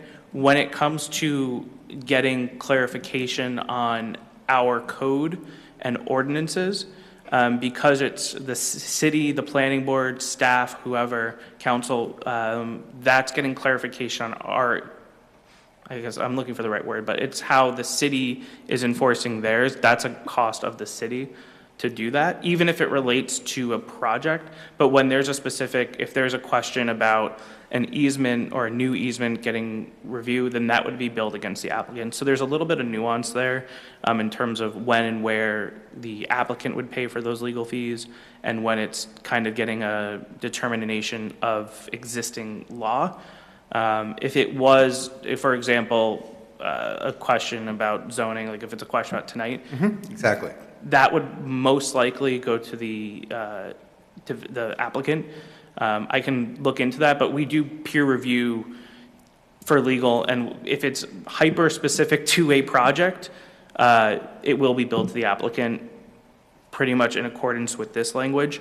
But if it's more of looking at understanding our own ordinances or a gray area or getting legal clarification on existing ordinance, that's a city expense. And that makes perfect sense to me. I would just like to know that we as board members, when we have a situation where an applicant brings an attorney to try to do all their presentation, that we can say, we would like to have our peer review and pause, because it's not like a landscape design review where they can be submitted the plan beforehand. They're using that in a very short interim where we don't have the option to check that. They're coming up and presenting it as testimony. Can we slow things down in the sense of saying, hey, we want to take this legal representative's opinion and now have it checked with our peer review? In that situation, yes. And I would advise, and even I would probably step in if someone came and said, I'm an attorney, here's your law, this is my interpretation. That's great. appreciate their professional and their expertise and their legal knowledge, absolutely table it. I'd probably jump in and say, if we need to get a legal opinion on this. In some cases, we might be able to like condition it and get legal review. If we did get a legal, so like for example, for tonight for Park North, when we get a zoning determination, that will be, I don't know if it will be in this section or the zoning section of the memo, but we would have, it'd be called out as a peer review. Or if it's like when we get a peer review for a final subdivision HOA, it'll appear under the peer review section. But if you're in a meeting, if at any point you're uncomfortable with a project or an applicant says something or an attorney says something and you need more information, you can table it. And I would recommend doing that, especially if it's a critical element. And usually the legal stuff becomes where a project will pass or fail. Just So Jeff, you're thinking in a sense as well as where an applicant has a traffic peer reviewer at a meeting, and we've anticipated ahead of time that there's going to be traffic comments, and we ask that our traffic peer reviewer attend that meeting as well, and we have both professionals here at the same time so we can have an appropriate discussion. So it sounds like you're thinking along the same line as that, is having the opportunity to have counsel here on Saco and the board's behalf if an applicant has an attorney as well, just like an engineer or landscape or any other design professional, we treat it the same way. That sounds like that's what you're alluding to. Essentially, but almost all our other peer reviews are doing things that are documented, right? They can send their plans in before. When they have an attorney come and represent them at the podium, we're listening to all that stuff verbatim, and we're never really getting it checked. And I just wanted to make sure that we do have the ability to say, hey, we're going to have this checked, and maybe they also evaluate that they'll be paying for 2 attorneys if they're choosing to do it that way. Yeah, and I think this will be more clear with updated SOP and long-term some planning department documentation about our process. I don't like it when a project comes to the planning board where we've given comments, like 196 Jenkins tonight, that's a timing issue. We had a 3-week turnaround. We don't have time for them to resubmit, have city staff review, and then them resubmit, so we're kind of on the same page. If I'm just calling this because this was tonight. If we were talking about like the hydrogeologic study, it's not critical, because if this was final, I can see us holding the project up and saying, let's confirm this. But because we're going to preliminary to final, I think there's a little bit more room to say, hey, we can close this loop here. But in the event that we have an attorney here representing an applicant, which happens often, and they're giving a legal opinion, it's great. It's no different than an engineer coming up here and saying, like, here's the stormwater. None of us are engineers. I mean, maybe. But even then, I wouldn't want someone to put their professional expertise in a volunteer role. I'm just a city planner. I say that with the most respect to myself, but I'm not an engineer. And it's great. This is wonderful, but we'll need to get it double checked. And if it's, we can always condition it if the uncertainty is minor, but if it's something that really hinges the full project, then it's totally acceptable to table it, and it's a really quick, makes it quicker the next time if we're all buttoned up. And I think that we've had a couple examples. That 100 Main Street tonight was relatively fast. We had some questions at the last time about legal status of the mezzanine, repairs, traffic, and we were able to button those up, and then it comes back and it's really no problem and everyone's okay with it. But I think wouldn't hesitate to ask, even if to stop the meeting and ask me what my thoughts are, totally within your power. Thank you. I think we have to be really, really careful about this. Since I've been on the board, I haven't seen an attorney show up and necessarily misrepresent the laws, at least as I understand it. They may be advocating for a particular interpretation of the law, but I haven't seen sort of a misrepresentation that would require us to hire or to say as a peer review we have to have the city attorney and have the applicant pay for it, give a different interpretation perhaps. What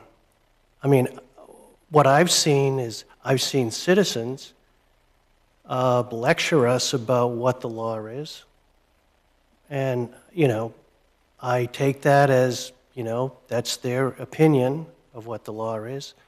But I think we just have to be careful. I look at peer reviews as, I don't even see reviewing HOA documents or easements, that's not a peer review concept. It's just having our attorneys making sure that the documents protect the people they're supposed to protect, namely the citizens of Saco.